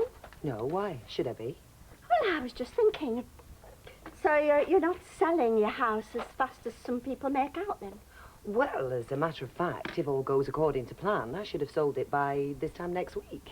But Newton and Ridley are in no rush to get me out. I'll be stopping on till I find another house. That's 6:25, love. Right. I thought they were in a mad rush. Well, there may be. But it'll be a while yet before they start knocking through. They've got to get planning permission for one thing. Will they do? Well, it's not my decision. And I shall stay out of any council discussion on it since I've got an interest. But they must be confident. Well, Derek says it'll blight all the property in this street, this gin palace, the making of the Rovers. Theme pub was what I was told, Yes, maybe. well, Derek says it'll knock thousands off the value of our house. We won't be able to get rid of it. It'll be like a millstone round our necks. Cheerful, your Derek, isn't he? That's why we can't all make a fat profit, can we? And some of us wouldn't, even if we could. Hey, OK, maybe. Now stop harassing Deirdre. Oh, it doesn't bother me, Rita. I don't mind it. I only mind when folks start taking it out on Tracy. So then, what's Mum going to be doing with all that money? Getting you a nose job? What do you mean, a nose job? You know, one of them plastic, what do they call it? Takes a few inches off your hooter. Oh, give over, Auntie. Your nose is all right. What's wrong with that? Well, I think she better start buying you a couple of mates and all. Leave her alone. Well, I can't see I haven't many left round here, can you? Well, I won't be staying round here, will I? We're going to a better house and a better school. Well, that's all right for all of us then, isn't it? There's some better lads than all. I thought you were in love with Kimberley. Yeah, I am, I think. Oh, listen to that. It's a mug's game, love. Innit, Kev? Hey, shut up, you. And get your chips off there. Stop trying to get me a number. Yeah, Mark. No, but I thought you'd be glad to be engaged to her, Curly. I am. Yeah, definitely. Oh, listen to that. What a mug. You never catch me getting engaged. Oh, shut up, Mark. I think Kimberley's a very, very nice girl, Curly. Yeah, she is. She's smashing. It's just Holdsworth. If he finds out, it could be very awkward. Stop worrying. Get your fish and chips down your neck. Yeah, you'll feel better when you've had your dinner. No, I won't. Because then I'll have to rush back to better buys. Yeah, but Kimberley will be there. And Holdsworth. Yes, Percy, what is it? Half a bitter, please. A half? Yeah. You know, I don't know why I'm letting you in, Percy. I'm not even covering the wear and tear on my flooring with what I make out of half a bitter on you. No, I won't have a word about that. Now, this coverage you're getting in the local media, this tale in the Gazette, for instance. Ah, yeah, well, there's an art in getting publicity. I've always had a flair for it. Well, you're making these statements to the fact that you've closed this pub in the way of protest. Yes, well? Well, you can't. You've got people studying, supping. Only the landlord's friends, Percy. And neighbours, genuine regulars. Oh, I know strangers. But that's not the point, is it? What the landlord here is telling the media is a load of rubbish. It doesn't matter. It doesn't matter what porkies they print as long as they get a story. Exactly. You know, I remember one time I had this lady contortionist on the go. Yeah. As her agent, that is, of course, as her agent. I used to bill her as La Sensualita. Her real name was Jessie Pycroft. Is Bet about? In the living room. All right. Well, it was a wonderful light, you know. Talk about supple. She could turn herself round inside her bathing costume without getting out of it. Yeah. Your one piece or your bikini, it made no odds. Anyway, one day I dreamed up this stunt for the press. It was a trampoline, Alec, two Alec, ferrets. and Alec, somebody's knocking at the back door. Well, should I go? No, Percy's right. We can't be too careful. We don't want to be found out, do we? That's not what I'm saying at all. I'm saying tell the truth. Aye, and shame the devil. You couldn't turn round inside a swimming costume. Well, not the bottom half, anyway. Do you know what? I think you're right. Well, not unless you stood on a chair. Who is it? Margaret Thatcher. What do you think was in your door? A bit cloak and dagger, this, isn't it, Alec? What do you knock twice and ask for loot? I'm sorry, Rita. Well, you know how it is. It's all a bit... Now then, Alec, me old son. The hell do you want? Well, a friendly word would be a start, seeing as I'm here at your invitation. At my invitation? You must be joking. Well, bets then. I thought you two were a united front these days. You're here, Paul. I thought I heard your dulcet tones. Come on in, lad. Thanks. Hey, Betsy, you'll never guess who's come to visit Bet and Alec. Paul Rigby. He's never. Honest to God, they've just taken him through to the sitting room. Do you know the last time he set foot in here, he near as damn it broke their marriage up? Well, happen he's come for another go. Oh.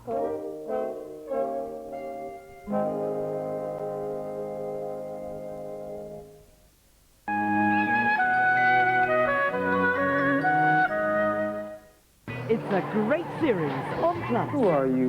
My name is Harry Orwell. You say that like it ought to mean something to me.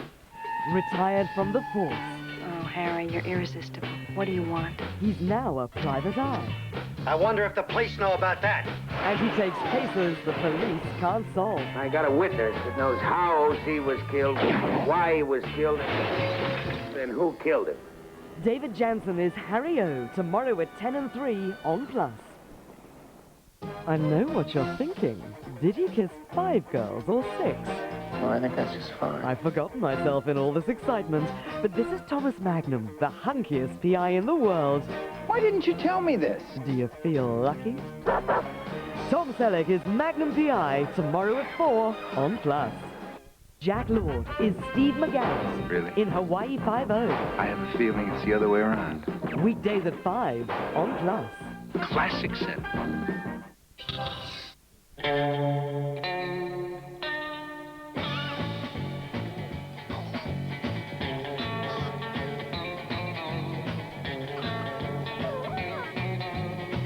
Cow and Gate step-up follow-on milk with extra iron helps ensure your baby gets the right levels of iron, vitamins and minerals, and provides him with the energy he needs to keep going. Cow and Gate, for babies on the grow. Oh, hi. Have you joined yet? You know who? I gave you the number. 0800 08 54321. Yeah, that's right. They give you cash when you go to the dentist or optician, that kind of thing. Derek got a cheque for 93 quid this morning, yeah, for his new glasses. Lucy's got to have a brace. We can get cash for that. We can claim over 400 quid for dental stuff. Honestly, you don't know what you're missing. You, Jim, and the kids could get cash back for just about anything. Yeah, I know. I'm going to the osteopath next week. Yeah, we'll get cash back for that too. Oh, what's stopping you? Oh. You can join for less than £8 a month. The name, didn't I tell you? I'm sure I told you. Hey, just say. To join HSA or for more information, call 0800 08 54321. Join today and get £15 worth of Marks & Spencer vouchers free. Would you like never to have to iron again? That wish could come true with the Opal, the latest press from Elna. This beautifully designed model will tackle your whole wash in half the time of the conventional iron. With a little practice, it'll do 5 shirts in just under 10 minutes. It's compact, safe, and easy to use. With and without steam, a fingertip touch will give a superb finish to shirts, jeans, knitwear. And the Opal takes the backache out of bedding and curtains too. Call us today for your free demonstration video and discover a better way to keep your clothes looking like new. Once you've tried the new Opal, we think you'll never want to pick up an iron again. It's the Dell Summer Sale.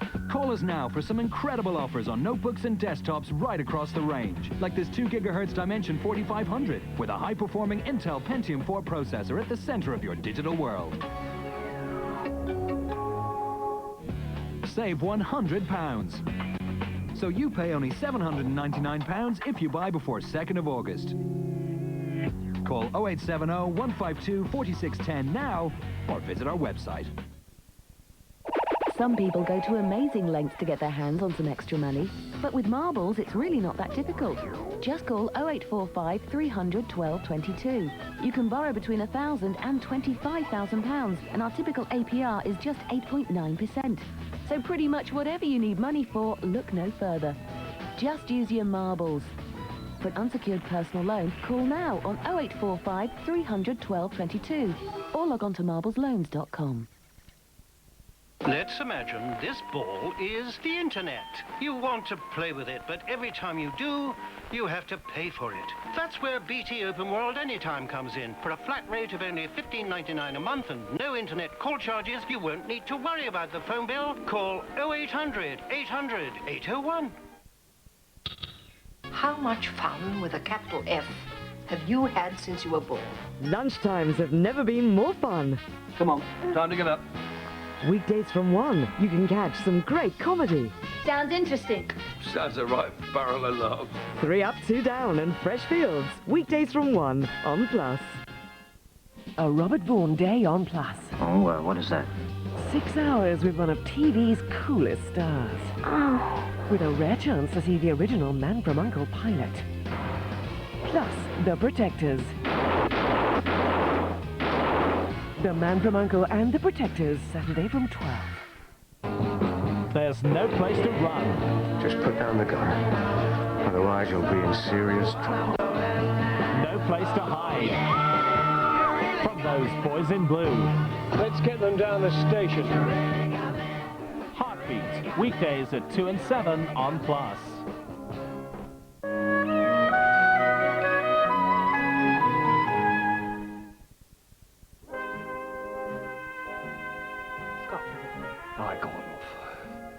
Oh, I'm not just here as a friend, Alec, lad.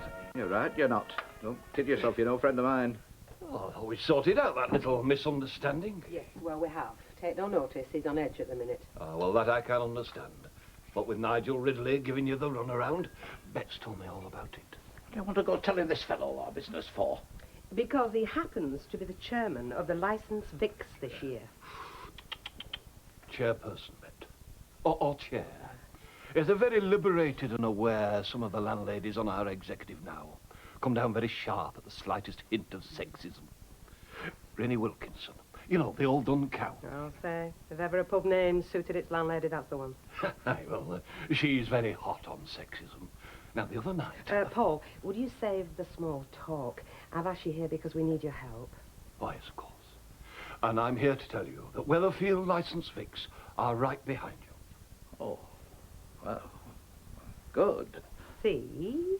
Yes. And Stella said to tell you, one for all and all for one. Good old Stella. Right, so what's the plan then, eh? How do you mean? What are the Weatherfield licensed Vicks and you, as its chair, going to do? Yeah, well, like I said, we are right behind you, and it'll be given a thorough airing at our next month's meeting. Next month? We could be out on the street by then if Nigel Ridley gets his way. No, I've asked the other members of the committee to keep a watching brief. They will fill me in when I get back. You see, we got this little holiday set up, me and Stella. The Algarve. Fly out tomorrow.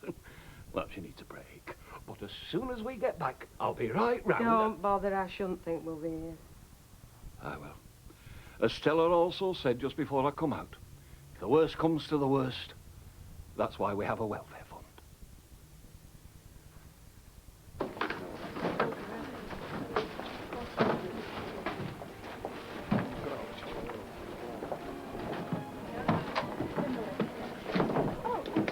How much is tuna? In oil or brine, Miss Taylor? In brine, Mr. Watts. 53p, Miss Taylor. Thank you.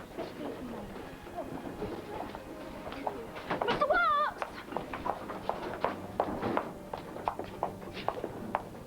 I knew how much tuna in brine was. I just had this sudden urge to speak to you. Miss Taylor, I am here for managerial expertise. I am not your personal slave. Oh, don't be rotten, no. I'm not being rotten, I'm being professional. We must keep work separate from our private lives. Well, come for your tea at our house tonight, then. Well, I thought we'd go out somewhere tonight. Well, my mum's expecting you now. What, again? Don't you like me, Mum and Dad? Yeah, yes, they're smashing. It's just that I want us to be on our own. Well, I would, but I'm afraid of what might happen. At least if we're at our house, I know there's no danger of us getting carried away. That's true. There's no danger of that. Oh, I knew I had something to ask you. You know, after you've flitted, will you still be standing for council again? Yeah. Any reason why I shouldn't be? Well, you won't be too popular in this ward, will you? Not if this boozer's paradise takes off. We'll wait and see, shall we? You know, most people are convinced this is going to be hell on wheels, but I'm not so sure. But if it is, as a councillor, I will be pleased to do something about it. It'll be too late then. And as for standing again, I'll be happy to let people judge me on my record in the past. Yeah, well, that's what I thought when I was councillor around here. Look what happened to me. That's 2 quid, please, love. I'll tell you something, Alf.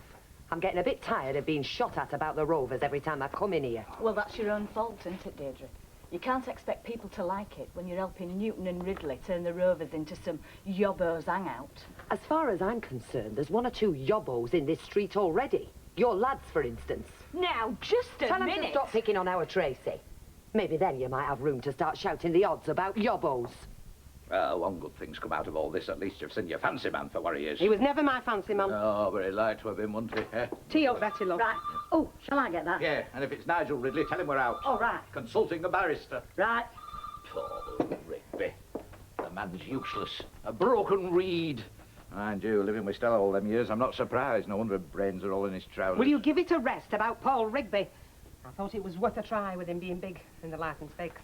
You have our moral support. I bet he thinks a moral support's a trust that's been blessed by the Pope. Hey, that was that reporter that came here yesterday. He said I had to tell you that one of the Nationals had been on to him about his story. Nationals, eh? Yes, and he said they'll send their chap round about tea time. I wonder if I've time to swill my wake through. Ah, those for Kimberley. No, they're for her mum. I'm going round there for my tea again. Are you sure you were happy about being engaged, Curly? Yeah, it's just her parents. They're a bit, well, they're all right in their own way, sort of. But you're not going to be engaged to them, are you? I mean, it's not them that you're going to be marrying, is it? No, that's true. I mean, look at me and Kev. My dad was awful. He was really awful. But that didn't put Kevin off me. You know, you're absolutely right, Sally. And you know, don't matter what Kimberley's parents are like, really, does it? No, you're right. Although, they do say that girls do go like their mothers as they get older, but... Thanks, Sally. Thanks a bunch. I'll be glad when we move away from here. What's brought this on? Oh, nothing. I'm just sick around here. And Andy McDonald keeps going on at me. Wait till I see him. I'll sort him out. No, it's all right, really. I'm just sick of people going on about it. There's nothing else to talk about, half of them. Oh. I'm sorry, love. I know you've been getting quite a bit of aggravation, what with one thing and another these days. It's me. I'm making life a bit awkward for you, I'm afraid. First this business with your dad, now the house. I'm sorry. It's not your fault, Mum. None of it.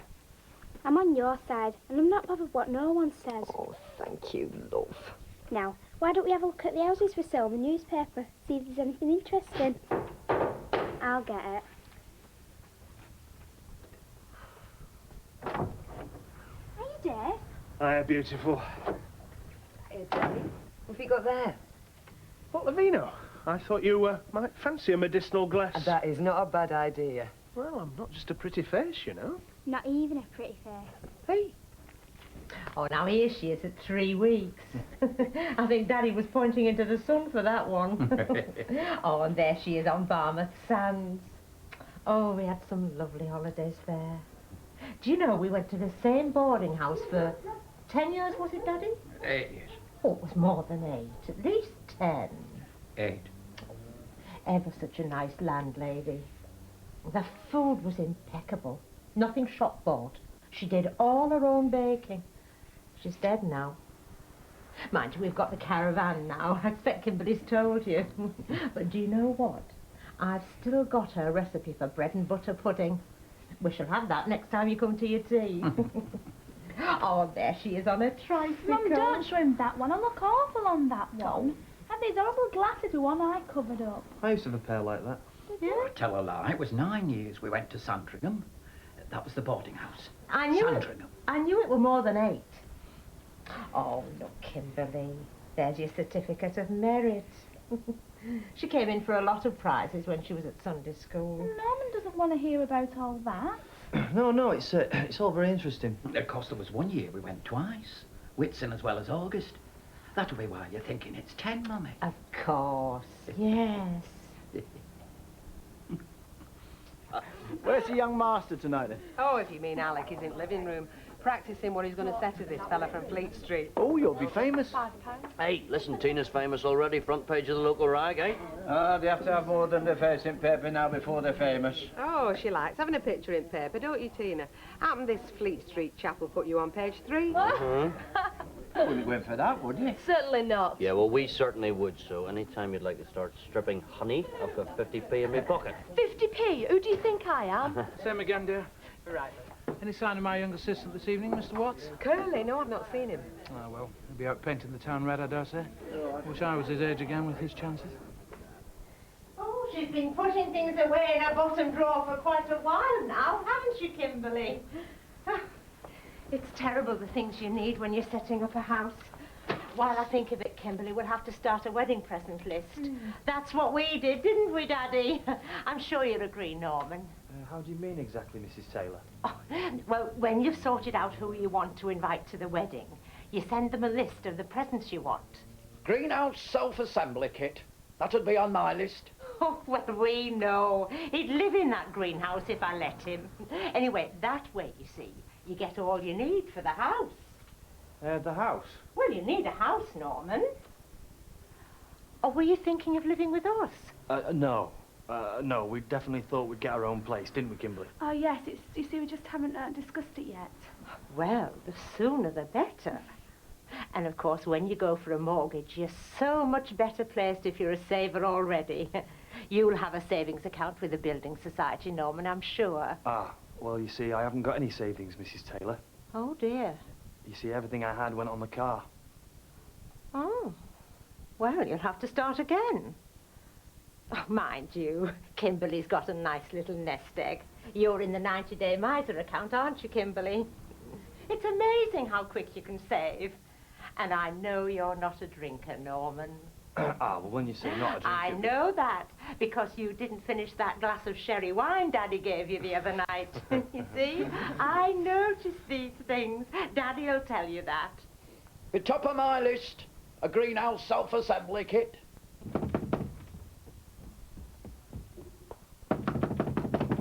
Who is it? I'm here to see Mr Alec Gilroy. Press, is it? The name's Barrett. Oh, well, just hang on a minute, Mr. Barrett. I'll be right with you. Hey, that reporter's here. Right, wheel him in. Ask him what he wants. Give over, Mike. We're supposed to have a lockout going. I said, didn't I? Honestly, it'd be your best policy, but you'll not be told. I'll tell you what. We'll take him through to the living room. Well, he's bound to want to come in here, isn't he? Hang on. As soon as we get him into the living room with doors shut, Tina can let these out through backyard. Aye, fair play, but... All right, Percy? Oh, well, I suppose so. Aye, thanks, lads. Remember, nice and quiet, eh? Yes, I'm right with you. Come in. I'm Mr. Gilroy. This is my wife. I'm very pleased to meet you. Now then, what paper is it you're from, Mr. Barrett. I'm here on behalf of Newton and Ridley, with whom you are in clear breach of your tenancy agreement. Here is a notice of forfeiture. Now, hang on. You have been duly served notice, Mr. Gilroy. Representatives from Newton and Ridley will be here to repossess the licensed premises in the morning. Good night to you.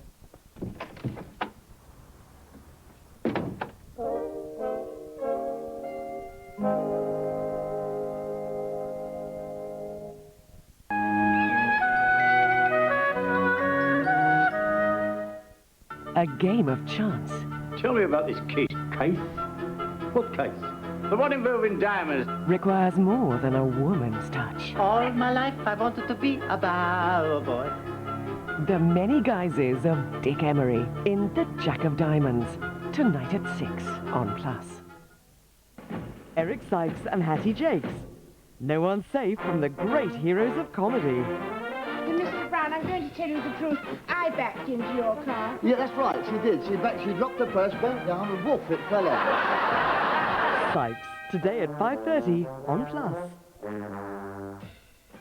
On Plus you can see Magnum on TV, Dukes of Hazzard and Fame, Miami Vice well worth watching, Jimmy Roberts a must, watch them weeknights on Plus.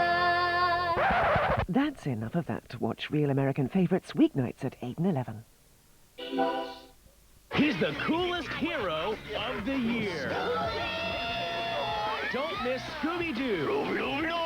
Only in cinemas now. Save £10 when you buy any 2 Disney DVDs or videos, including Snow White, Dumbo and the Aristocats. Fudge!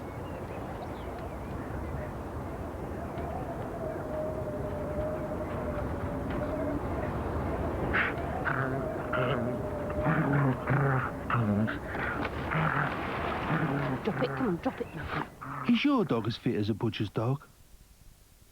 I will feel safe in my home. We will protect our home. And our memories. I will protect my children. ADT is the UK's #1 at providing home security systems. Choose an ADT monitored alarm and your system will be linked to our alarm receiving centre, where trained professionals watch over your home 24 hours a day, 7 days a week. I have an intruder alarm. Alarm signals are carefully monitored, and where appropriate, we will call the police or fire brigade. Now is the time to take the first step towards feeling safe in your home. Call ADT now on 0800 1698 999 for a free, no-obligation home security survey. 0800 1698 999. I will call ADT. Today. Today. Today. 0800 1698 999. ADT Monitoring. Advanced security right down the line. Oh, hi. Have you joined yet? You know who? I gave you the number. 0800 08 54321. Yeah, that's right. They give you cash when you go to the dentist or optician, that kind of thing. Derek got a cheque for 93 quid this morning, yeah, for his new glasses. Lucy's got to have a brace. We can get cash for that. We can claim over 400 quid for dental stuff. Honestly, you don't know what you're missing. You, Jim, and the kids could get cash back for just about anything. Yeah, I know. I'm going to the osteopath next week. Yeah, we'll get cash back for that too. Well, what's stopping you? Oh. You can join for less than £8 a month. The name, didn't I tell you? I'm sure I told you. Hey, just say. To join HSA or for more information, call 0800 08 54321. Join today and get £15 worth of Marks & Spencer vouchers free. If you're being turned down for finance, but still want a great car, call Approved Car Finance for the car you want and much more. At Approved, there's a choice of hundreds of late model cars, mostly one owner and all approved by our 130-point quality check. You can get a minimum £1,000 part exchange on your old car, even with no MOT. Call Approved Car Finance on 0800 656 9229. To us, the car's past is more important than yours. This is my girlfriend. She loves red.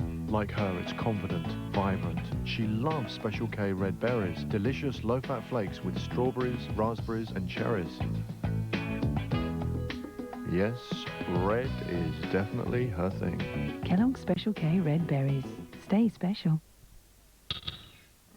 Wendy Craig is the nanny, and it's not the world's easiest job. Children need to be wanted. You will be expected to take sole charge. They do not need to be rejected. I do not hold with corporal punishment. I used to be locked in a darkened cupboard for hours on end and then beaten with my skipping rope. Being a nanny can bring family conflict. There's only one thing we have in common, you and I. We both want Barbara to give up this nanny nonsense. Nanny, weekdays at 11 on Plus. How much fun with a capital F have you had since you were born? Lunchtimes have never been more fun. Come on, time to get up. Weekdays from 1, you can catch some great comedy. Sounds interesting. Sounds a right barrel of love. 3 Up, 2 Down and Fresh Fields. Weekdays from 1 on Plus.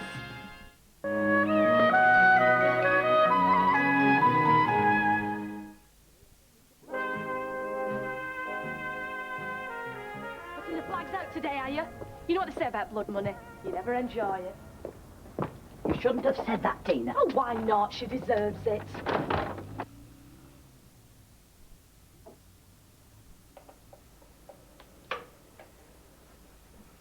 Try and buck up, lovey. Yeah. Well, there's no reason why you should. Had a right mess of things, haven't I? Not just you, love. We both have. Although I don't see what else we could have done. We could have gone along with the brewery, I suppose. I couldn't have. Not with what they want to do. Would have been like working on a fairground. Anyway, Annie Walker would never have forgiven me. I don't think I could have just gone out quietly to grass in some semi-rural backwater. There you are, then. With no chance.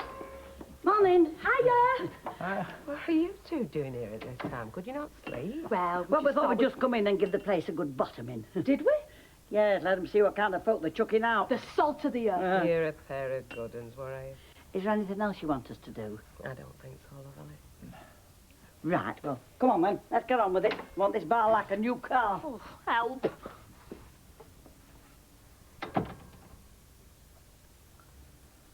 What time are they coming again?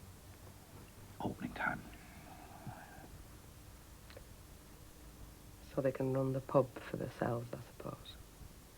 Well, there's no suppose about it.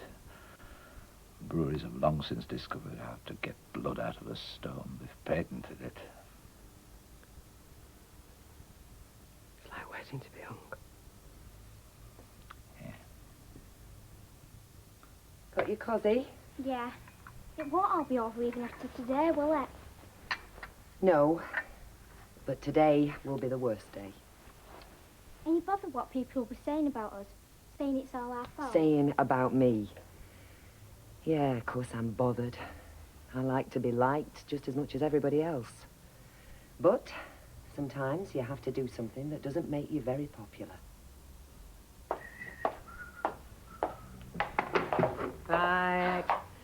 Talk about elbow grease. I didn't know you had it in you. Watch it. I'm not Elder Ogden, you know. You've got this place gleaming. Well, you're looking pretty sharp and shiny yourself. We'll all go down with flags flying. But for God's sake, knock off and have a cuppa. Well, in a minute. I'll brew up. Okay. She's heartbroken, really.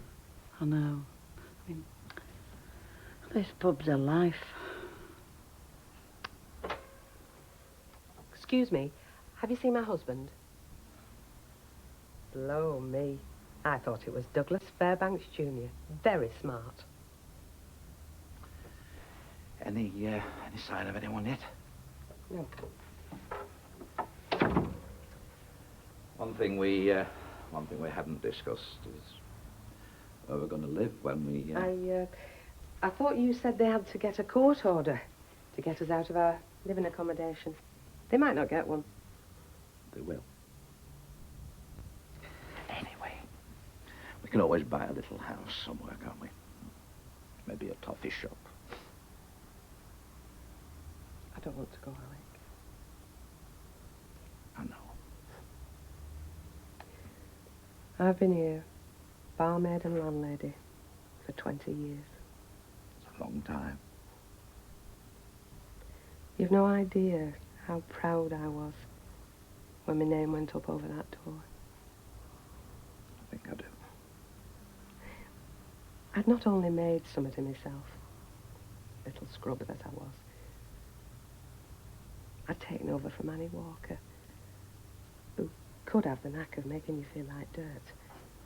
And suddenly, I was on a par with her. Making a better job of it than her, eh? I wouldn't say that. But I don't think I've made too bad a job of it. Come on. To the boozers and tipplers in this town, you're a living legend. A saloon bar beau to see it. Not a bad bit. No. I don't want to go, Alec.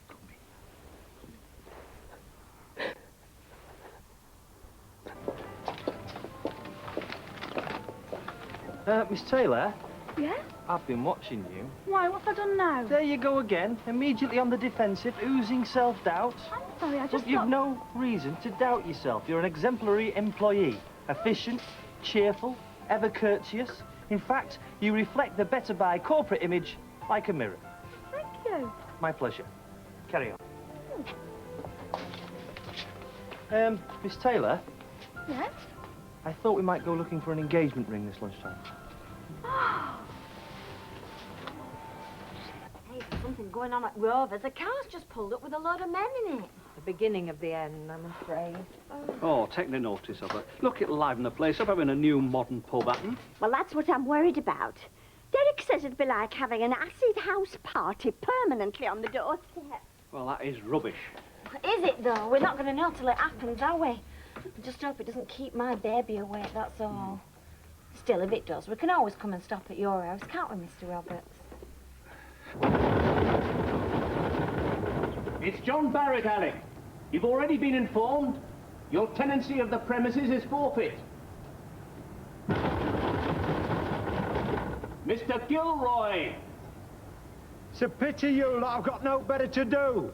He runs a good pub, does Alec Gilroy. He's a good landlord. Why spoil it? Here, here. And Mrs. Gilroy's an excellent landlady. So why don't you leave them and us alone? Absolutely. Hey, what's going on? We're taking our pub. Jumped up Jacked in the office by the look of him. Did you hear me? I'm talking to you. Don't be silly, Mr. Gilroy. Open up. I've got the powers to force an entry, you know. Do you think they'll try and knock the door down? Just let them try. They'll get me brush handle up the Jackses.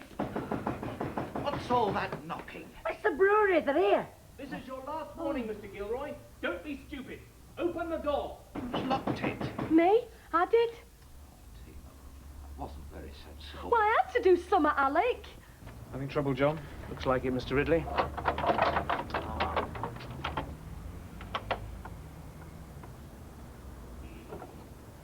Yes?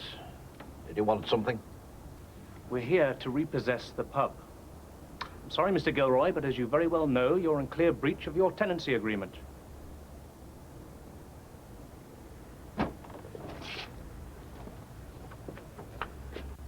Come to dance on our graves, Nigel. You brought it on yourselves, Alec. You want any help throwing them out, Alec? You've only got to ask. And it's as good as done. Thanks.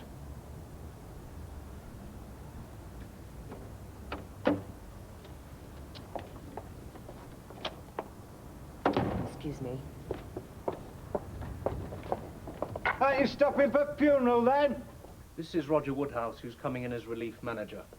We shall be in court in the morning for a protection order. So, if you all wouldn't mind moving into the living quarters. Well, you've had that because I'm not moving an inch. Please. Go on, Tina. There's no point. Come on.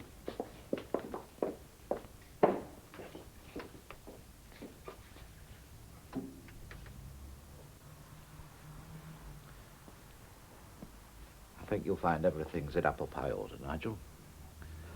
Totally operational, just like it always has been. It needn't have been like this, Alec. Silly man.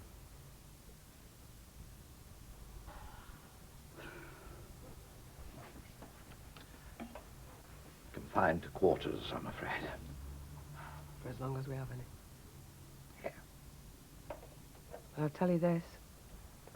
They'll have to carry me out of here. I mean it.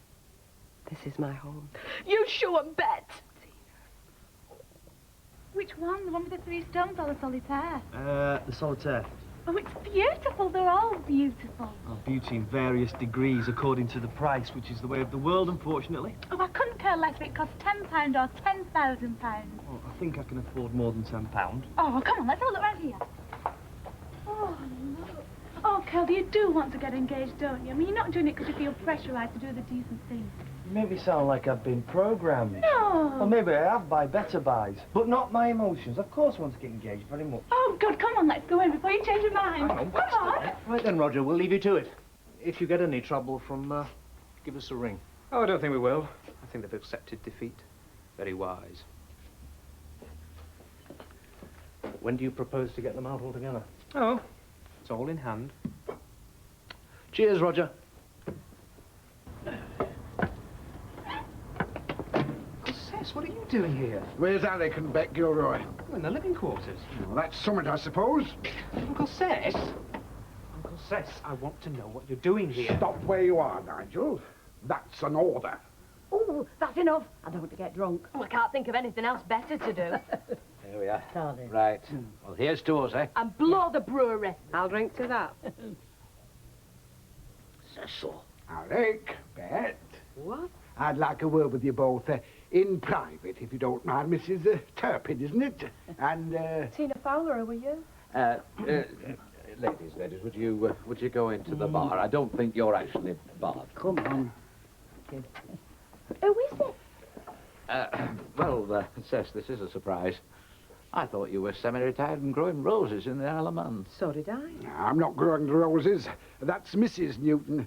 You know, I wouldn't mind a small snifter. I've been travelling since 7 o'clock this morning. It's an ungodly hour. I'm sorry, sir. So what are you doing here, Cecil? Have you come to wave us goodbye? Good and faithful servants that we were? I'm here to sort out a mess, Bet. I only hope I'm not too late. Now, look, you can't talk us into stopping here and running this new pub for you, if that's what you're thinking, Cess. I bet. No way. We're not taking charity. Or the tenancy of the Quarryman's Rest either. Good health. Cheers. That's better. The blood's getting a bit thin, Alec. What's the score, Cess? As I said, I'm here to sort out a mess, which is what happens when you leave the young Nigels of this planet in the exec chair. They will insist on trying to mend things that aren't broken. Still, I suppose they have to justify their excessive salaries somehow. Get to the point, Cecil. I called in at the office before I come here. Rapped out a few orders, scared 1 or 2 people silly. The effect was, I hope, to put the brakes on this theme pub nonsense. The only theme a pub needs is a good landlord, good ale and good company. What he's saying, Cecil? I'm saying that nobody's going to be wearing cowboy hats or selling firewater at the Rovers Return. Well, not while I'm alive. And whiskey drinkers are long livers, so they say. So, if you've packed your bags, I'd like you to unpack them. Please. We haven't even packed them, Cecil. And if we had, I'd very swiftly unpack them.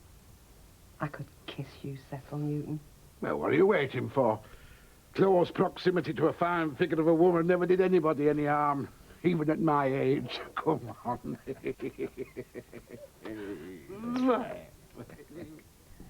wonder what Mr. Newton's telling him back there. Well, it must be something very important the time he's taking. Leave this to me. About time. What's going on? I've just been putting my dear friends Alec and Bet in the picture, Nigel. What picture? We are not going to change anything at the Rovers here, and they are not leaving. We're changing everything here, and they are leaving. Don't make me get nasty, Nigel. It is not a pleasant sight. I could think of a worse sight. Like the old fossilizing everything again. I'm still compass mentis, you know, and certainly smart enough to get your measure. If it's not an ego trip, this obsession with theme pubs, then it's a fattening up exercise, isn't it? And you'd be an even fatter cat when you sold out the Australians, wouldn't you? The Rovers Return stay as it is. A working man's pub where working men live. I'm running Newton and Ridley's now, not you. Yeah, well, I'm still on the board, remember, and I've got a lot of friends there. So if you want to carry on this dogfight in the boardroom, I'd be more than happy. Or alternatively... What?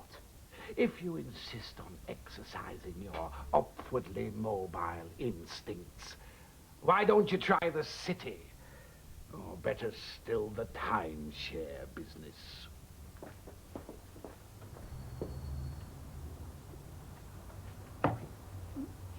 That's what you call telling them!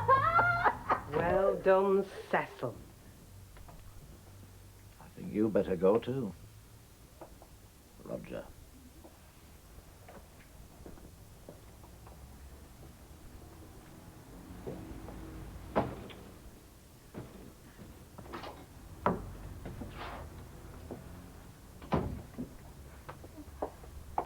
Do you stock plasters for a sore finger? Yes.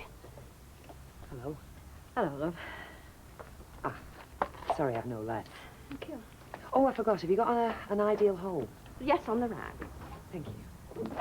Ideal home, indeed. Hiya. Hello, I've gone and lost my comb. Have you got any? Yeah, sure. Oh, great. Have you heard the fabulous, fantastic news? Go on then, what is it? The brewery has changed its mind about doing anything to the Rovers. Bet and Alec are stopping on. Well, they're not going to do anything at all to it. Not even extend. They're not even going to give Alec a facelift. All that fuss and aggro over nothing. Oh. What's in this salad? It's got a bit of everything in it. There's some grapefruit, a bit of celery, beans, It's all right for rabbits, but I doubt if it'll sustain an automotive engineer. Yeah, well, if it'll sustain a pregnant personal assistant, then... Personal assistant? You? Since when? You're a shop assistant. I'm not. I'm Al's personal assistant, aren't I? Anyway, we're going to be eating a lot of salads now, because it's good for all three of us. Can we come in, or are you doing something embarrassing? Oh, don't worry, Curly. Kevin don't know how. Oh, you're having your tea. No, 100% for observation. Well, don't panic. We've not come round to scrounge. Oh, well, it's just as well, unless you want half a curly lettuce leaf. No, go on then. Ta-da! Oh, a ring! It's an engagement ring, dummy. Oh, let's have a look. Oh, Kimmy, it's gorgeous. So, what do you have to save up for that, then? Bubble gum wrappers? No, take the notice of him. Oh, it's lovely. Oh, congratulations, Rob. Well, you've gone and done it now. A few more months you'll be like me. Poverty-stricken, no holidays, eating salad instead of steak and chips. Well, I'd be happy living in a cardboard box on a mud flat. Oh, isn't it lovely? No, it's ugly. Not to mention balmy.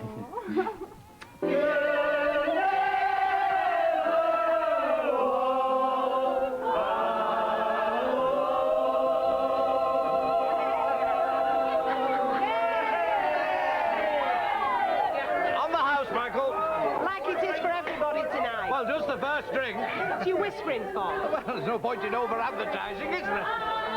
I'm surprised at Alec. I thought he would have smashed the brewery's hand off, made a bomb, ride a cow pony if necessary. Well, maybe he would have once. Maybe I would. I know they say a challenge can keep you young, but it can also kill you off, PDQ.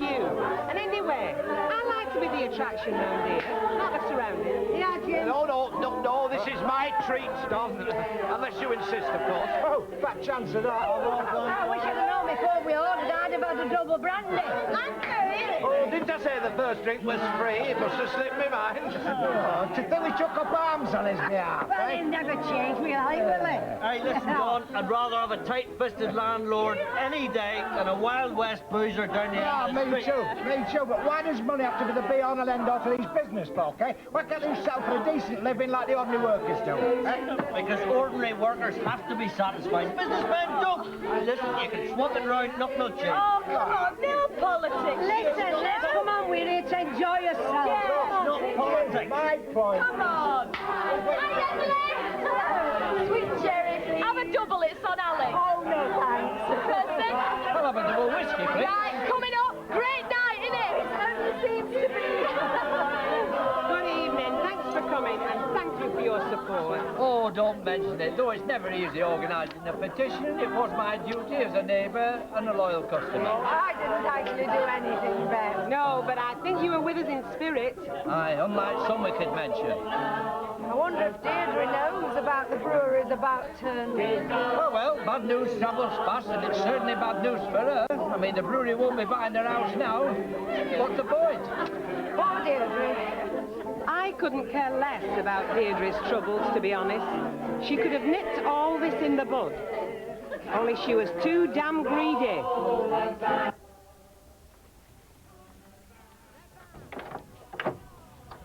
Hiya. What's the matter? Sid. Serious?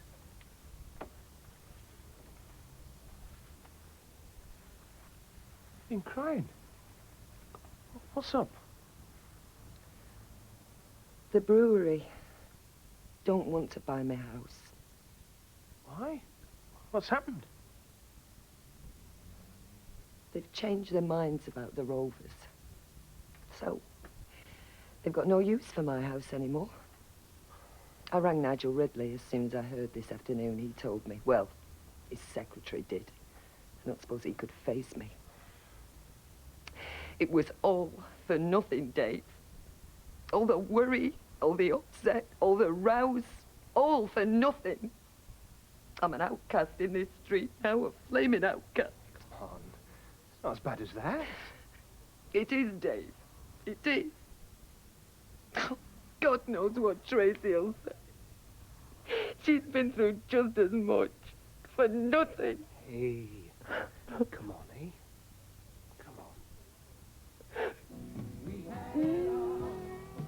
What was that for? The ring. What would I get if I bought you a ring for every finger? Curly. Sorry. You know, I don't feel like the same person. I feel different. Different? Like I did when I first left school and got my first job. I don't know, you suddenly feel different. I can't explain it any better. Well, they say civilized life is a series of well-defined stages. It's a kind of defense mechanism against the horrific things they throw up against you. Curly, What? don't be boring about it, eh? I feel that excited I can't stop trembling. If I could, I'd walk round with a spotlight fixed permanently on my ring. You're a funny one. Am I? Yeah. Aye, aye. Who's that? Aye, aye. Interrupted a snogging session, have I? So this is what you get up to the minute my back's turned. We were just watching telly, weren't we? All right, so that's at my range. Do you know I'm knackered? The traffic's terrible. What are you doing home? Well, I live here. Yeah, I know that, but I wasn't expecting Hey, you. what's that on your finger? An engagement ring. You've got engaged? To when? No, to a sumo wrestler from Warrington. Oh, congratulations, love. Let's have a deco. Well, don't I get congratulated? Yeah, congratulations on having a bit of sense for once in your life. Oh, it's lovely, kid, lovely. We think so, don't we? Oh. Well, did you have a good time in Wales? Fabulous. Where's Jack? Is he in the pub? Well, it'd be a miracle if he is. Why? Because I've left the rat-faced dog in Wales, haven't I? That's why.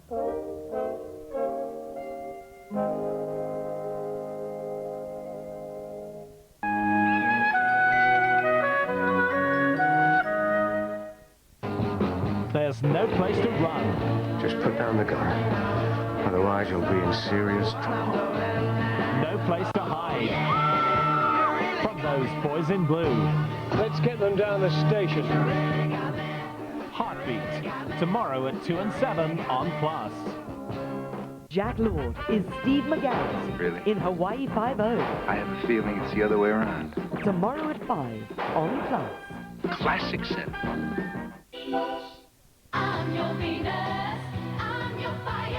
Only Venus from Gillette gives you smoothness that makes you feel like a goddess. Each individually sealed refill has soft cushions that surround 3 blades for the closest shave ever in just 1 stroke. So close your skin stays smoother, longer, which all goddesses deserve. Venus, reveal the goddess in you. And now get that lasting smoothness with new Crystal Venus. Intruder, alert. Warning, intruder. New Bugles, the cone-shaped crunchy corn snack. So tasty and Moorish, everyone will want to get their teeth into them.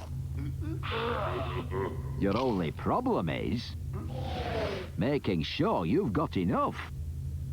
New Bugles, more is better.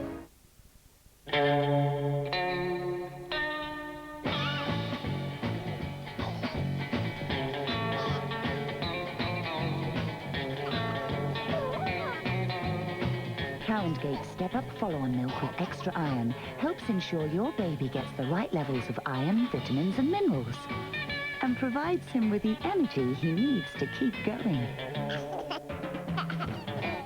Cow&Gate, for babies on the grow.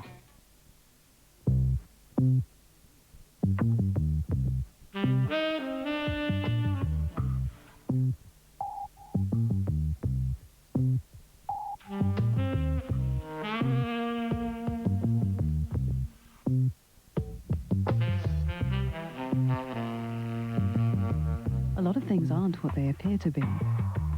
Unlike Ryvita, which is healthy, whichever way you look at it. Every month, thousands of homeowners benefit by arranging their loan with Ocean Finance. Many simply wish to consolidate their existing debts or raise money for that special purchase. I had a family setback. I lost my son and my job, and acquired some CCJs.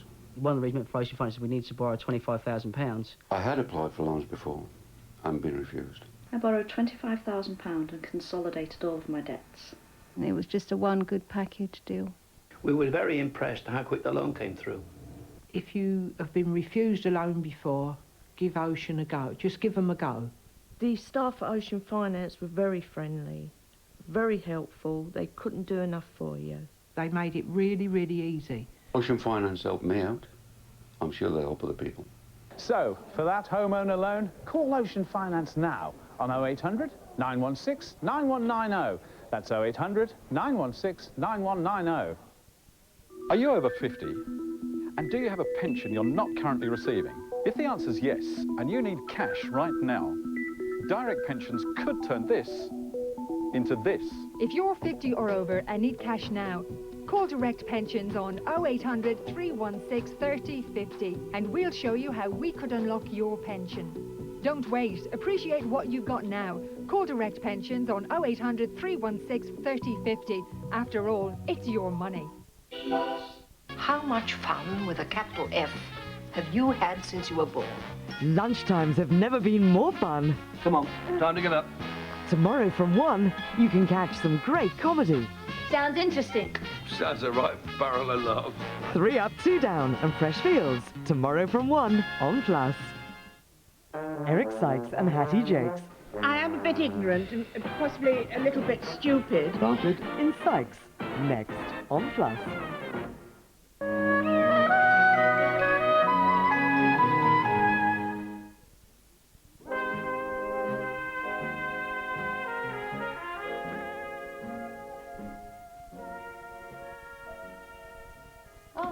Morning, Curly, love. Sit yourself down, it won't be a minute.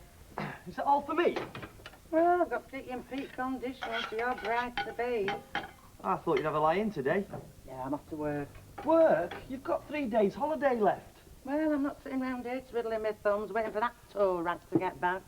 Oh, so he's coming back then? Oh, he won't stop long, will he, with no money? If he hasn't got any money, how's he getting back? Well, that's his lookout. We should have thought about that before he started showing me up on a dance floor full of people. Or was it the drink? Only time he put his glass down was to pick up a snooker cue or some darts. Not much fun then? Well, it had its compensations, you know. Till he went and stuck his oar in. Yeah, well, he's paying for it now, isn't he?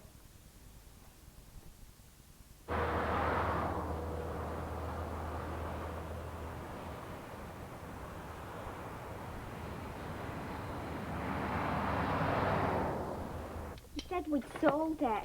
Yes, I know I did. Have a good man not to go in school today. Well, you can get that out of your head straight away. Well, how would you like everyone taking the mickey out of you because you told them you were going somewhere better and then you end up not going? You're not the only one who's got to face people, you know. I've had this whole street on my back this last few weeks. What do you think it's going to be like for me showing my face outside that door again? You can't let it get to you, love. You've got to brass it out. All right. We ain't got much choice, have I? You know what galls me, Bet? What really makes me see red?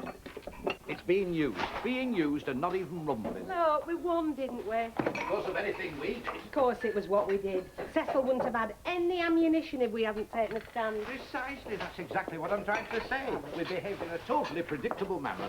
Good job we did then, isn't it? Oh, so you don't mind being played like some trump card in Cecil Newton's personal game plan, then? Not if it puts him back in charge. At least we can sleep peacefully as long as he's at number 1.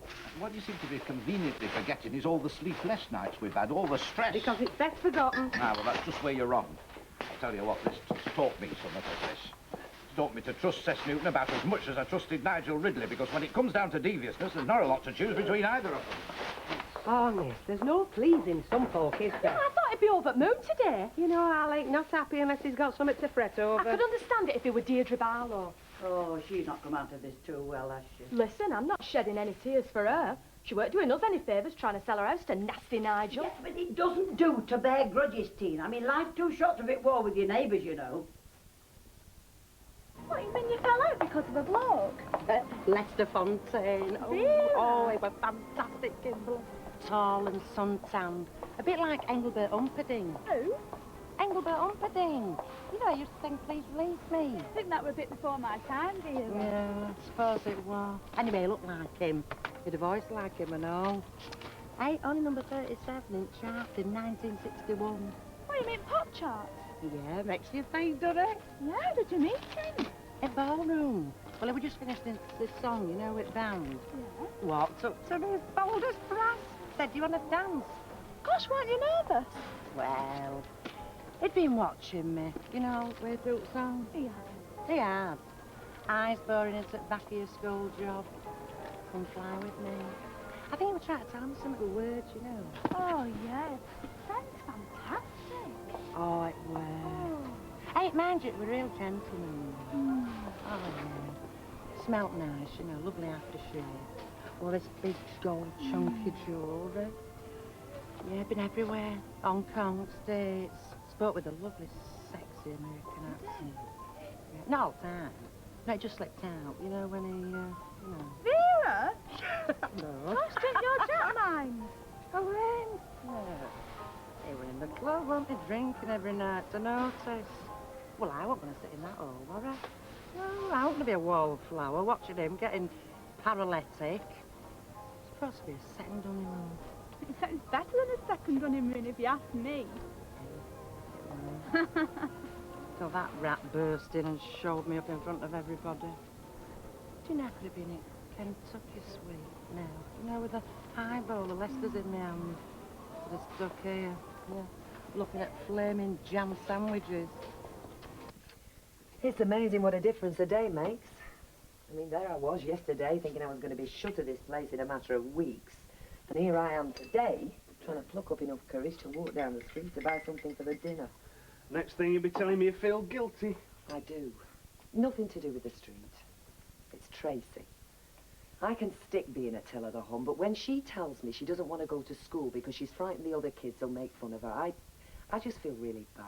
Come on, she's a big girl. She'll cope. But is it fair, Dave? Oh, you can still move if you want to. It's just because Brewery's pulled out. Doesn't it say you've got to take the house off the market? I get nowhere near what they were offering. Maybe not.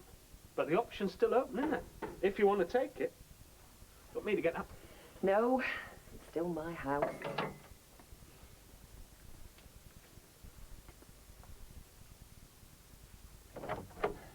Well, well.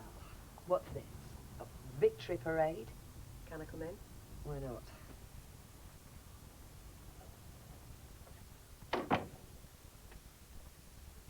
Dave? Happy now, then, eh? Got what you wanted?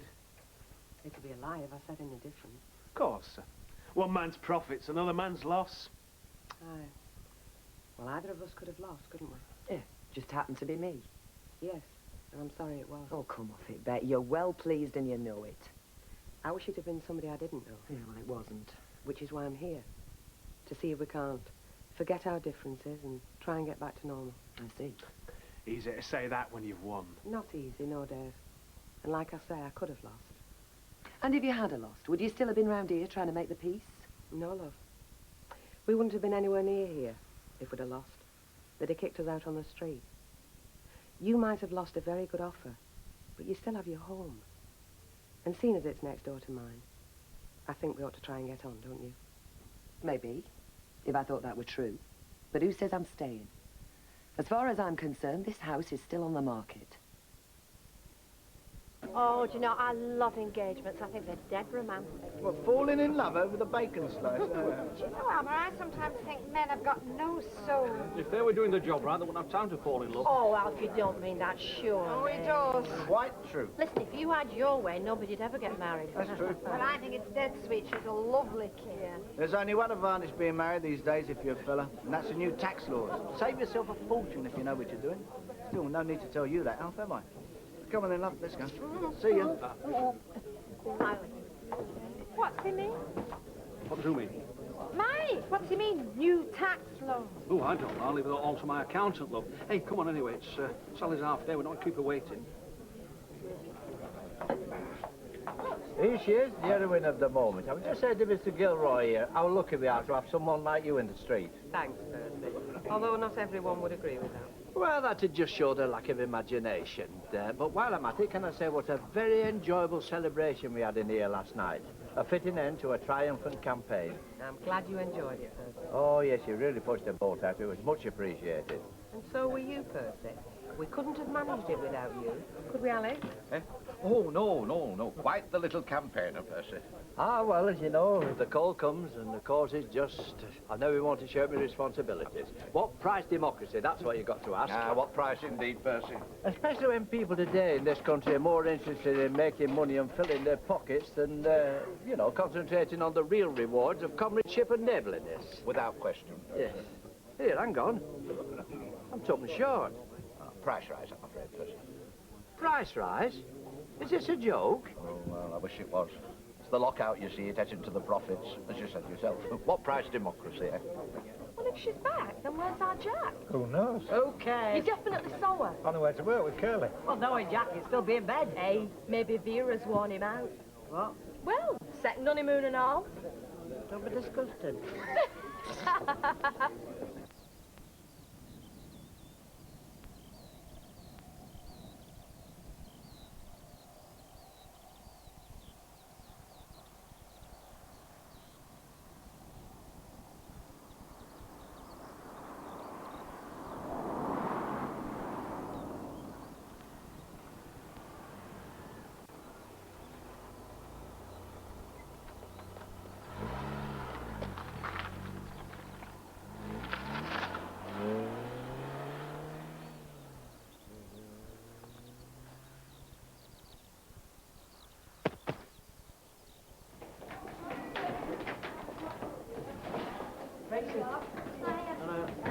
what's out for when your mate's been there and everything, but just ignore her and be alright. It can be a bit of a pellet sometimes. Can't help showing off. Is that right?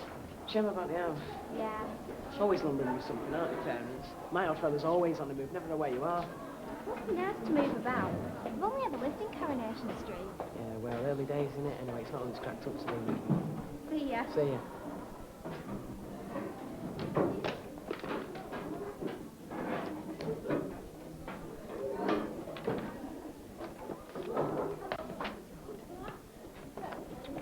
Oh, when's the bar on Natalie? I've left my uniform.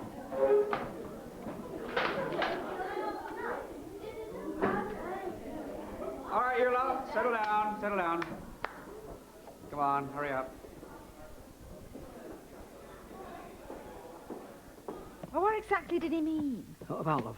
You know, about married men saving a fortune with these new tax laws. Oh, I don't know, love. I keep telling you that. Look, will you stop minding me about it? Well, it's funny he knows about it and you not. Look, is Mike Baldwin married? No. Exactly. Well, he knows about tax. Not as much as my accountant does. And he's not set out. No, he hasn't. I'm not about to ask him neither. Accountants cost money every time you talk to him. His bills are big enough. Look, I can't stand here talking to you all afternoon, love. I've got to get down to cash and carry. Oh, you're in a hurry to get out all of a sudden. Yeah, well, that's because unlike Mike Baldwin, I've got a business to run. Look, stop fretting about it, love. You know me. If there's any way of saving money, I would know all about it.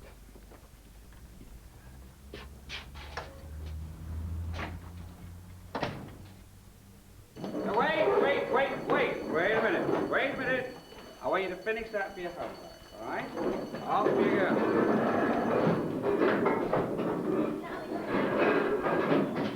Oh, Tracy, give the board a quick wipe, would you? I'll be late for the next class. Go on, take a minute.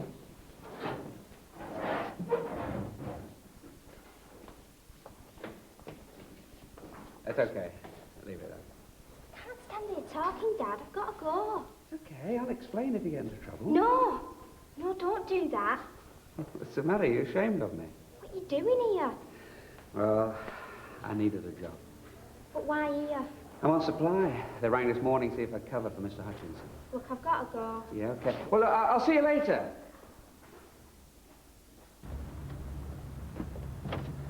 Oh, so you're back, are you? Hope so, Alec. Definitely hope so. Oh. Tina said your Vera arrived last night. It's all right. Aye, on her own. So where have you been? You look like a tramp. Huh? Indulging yourself as usual, eh? Typical, isn't it, eh? You away boozing, having a good time while we're facing eviction. Eh? You don't seem very concerned, Jack. I am not very concerned, Alec. Oh, but you would have been if you'd come back and there'd been no job for you. Do you know Nigel Ridley damn near kicked us out, better than me? I had all on my hands averting the biggest disaster this street's ever seen. Wrong, Alec, wrong. The biggest disaster this street's ever seen hasn't happened yet. But it's about to.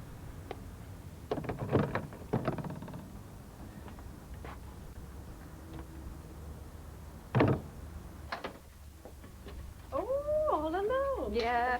Don't know a couple of good-looking blokes that'd pop in and keep me company, do you? The only good-looking bloke I know is already spoken for. Ah, now listen. When you see him, tell him I want a word. Hey, listen, you better not have designs in him, you know. He's my investment. The only thing I want to draw on is his experience. Well, now, that depends, doesn't it, on what sort of experience you're on about. Financial. Oh, well, listen, I don't mind about that. No, it's somebody said in the Rovers that you might know you're in business. Well, what's wrong with asking Alfred? Ah, that's it. Into every time I try and ask him, he changes the subject. Oh, I see. So he's hiding something. Exactly. And I think it's definitely got something to do with what Mike said about these new tax laws. Oh, well, you're losing me there. I mean, I just leave all that to my accountant. I just add up what I've taken, add up what I've spent, and I send in the lot at the end of the year. So you don't know what Mike was on about then? No. Well, why didn't you ask him yourself? Don't worry. I intend to. Oh. Tracy? Hiya. Okay. Yeah, How'd things go? usual.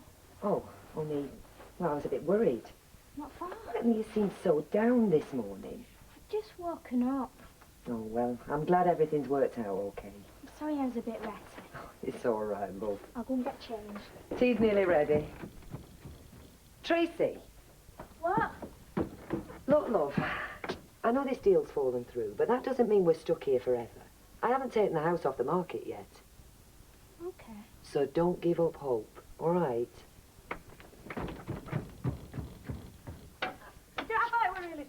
You know, wearing it round her neck like that. Yeah, but we don't want Holdsworth finding out, remember that? Oh, don't worry, I won't say out. It's not you I'm worried about, it's everyone else. Yeah, but you can expect it, can't you, showing it around? I mean, it was a first time. Unlike somebody else I can mention. Oh, look what cat's dragged in. You, Jezebel. Save your breath. Do you know how long it's took me to get back from Wales, eh? 12 hours. 12 flaming hours, stuck on a motorway, begging lifts from strangers. Well, you shouldn't spend your money on beer, should you? You'd have had enough at train. I wouldn't have needed either if you hadn't have run out on me. Well, what do you expect, eh? Going at me like a football hooligan, swearing, shouting the odds, insulting Leicester. He is lucky I didn't annihilate him. Yeah, you ran away when he stood up to you. There's nothing I can do without getting arrested for cruelty to animals. You that's an animal, getting legless every night. Well, I should think so, and all you chucking yourself at some clapped-out geriatric that used to entertain the troops in World War I. Well, I'll tell you this much, Jack Duckworth. Lester Fontaine with a very virile mouth. Give over. Suit yourself.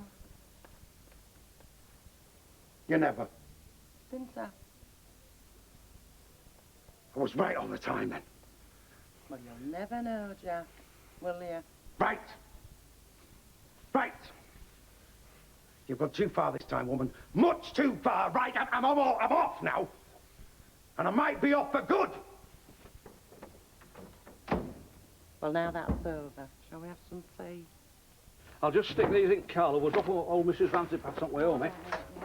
Oh, missed my vacation. Should have been a Boy Scout. Yeah, well, you're very lucky. We're just going home. Back to me usual, please, darling. Mike, has Alma had a word? Alma? I haven't seen Alma since lunchtime.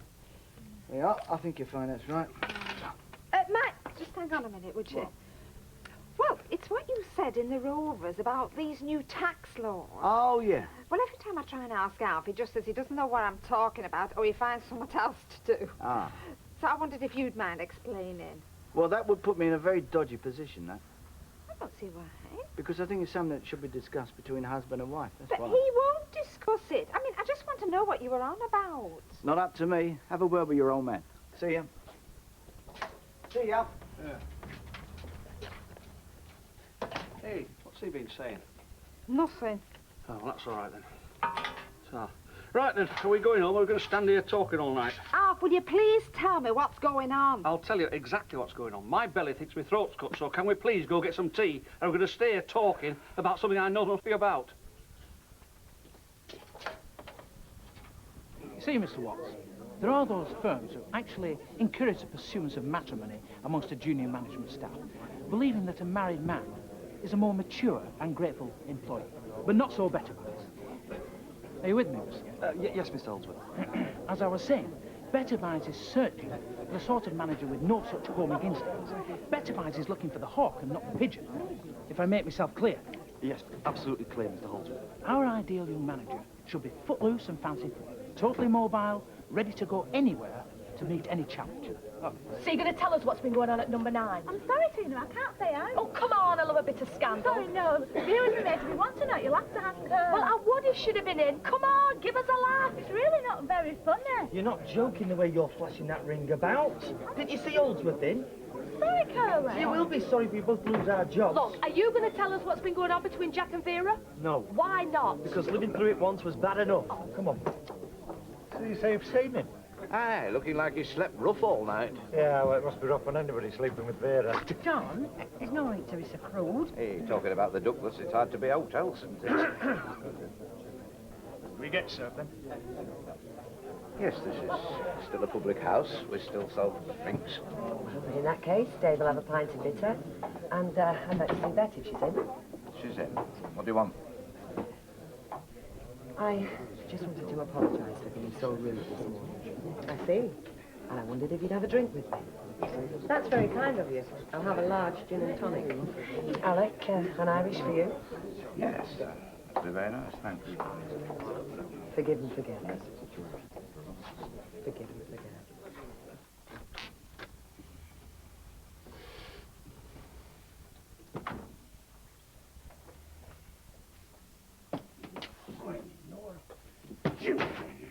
That's right. Take it out on your case. Don't you speak to me, you Aussie.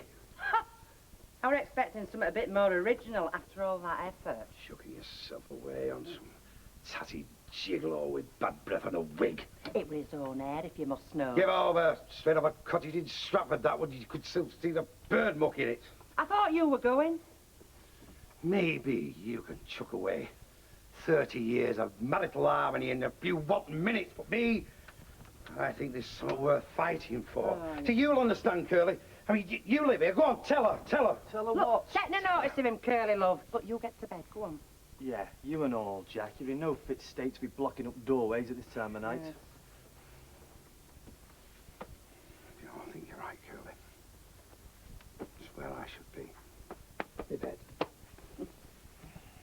No way. Now, come on, Vera, stop blocking the way. It's been a busy day. You are not setting foot in that bedroom. You are barring me from my bedroom after what you've done. You are barring me. Well, look at it this way, Jack. I'm doing you a favour, aren't I? I'm sure you don't want to spend the night in the same bed with a fallen woman. Vera! Did you hear what she said? Vera!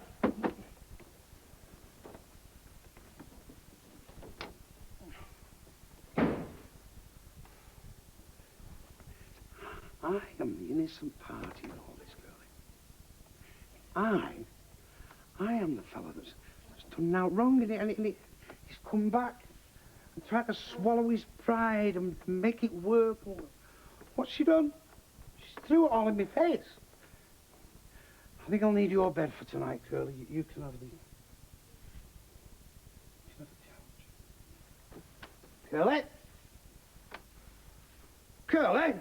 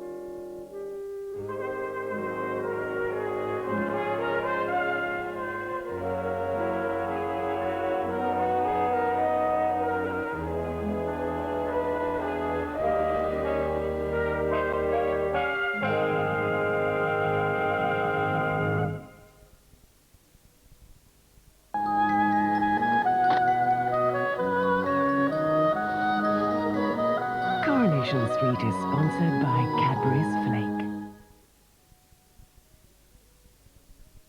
Coming up next here on Plus, Corky the Copper's in trouble in Sykes. I know what you're thinking. Did he kiss 5 girls or 6? Well, I think that's just fine. I've forgotten myself in all this excitement, but this is Thomas Magnum, the hunkiest PI in the world. Why didn't you tell me this? Do you feel lucky? Tom Selleck is Magnum PI tomorrow at 4 on Plus.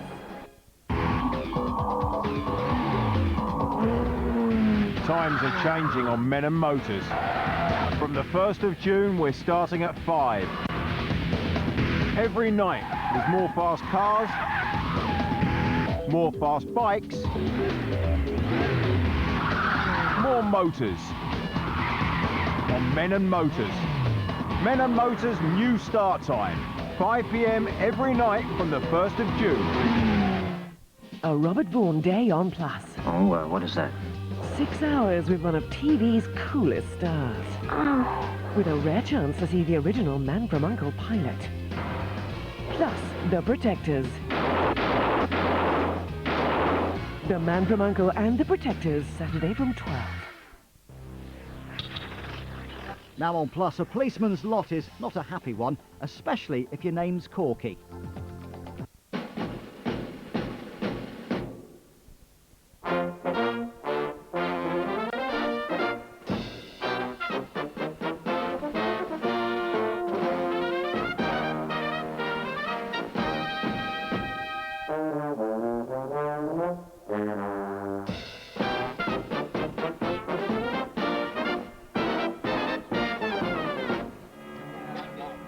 Now, come on in, then.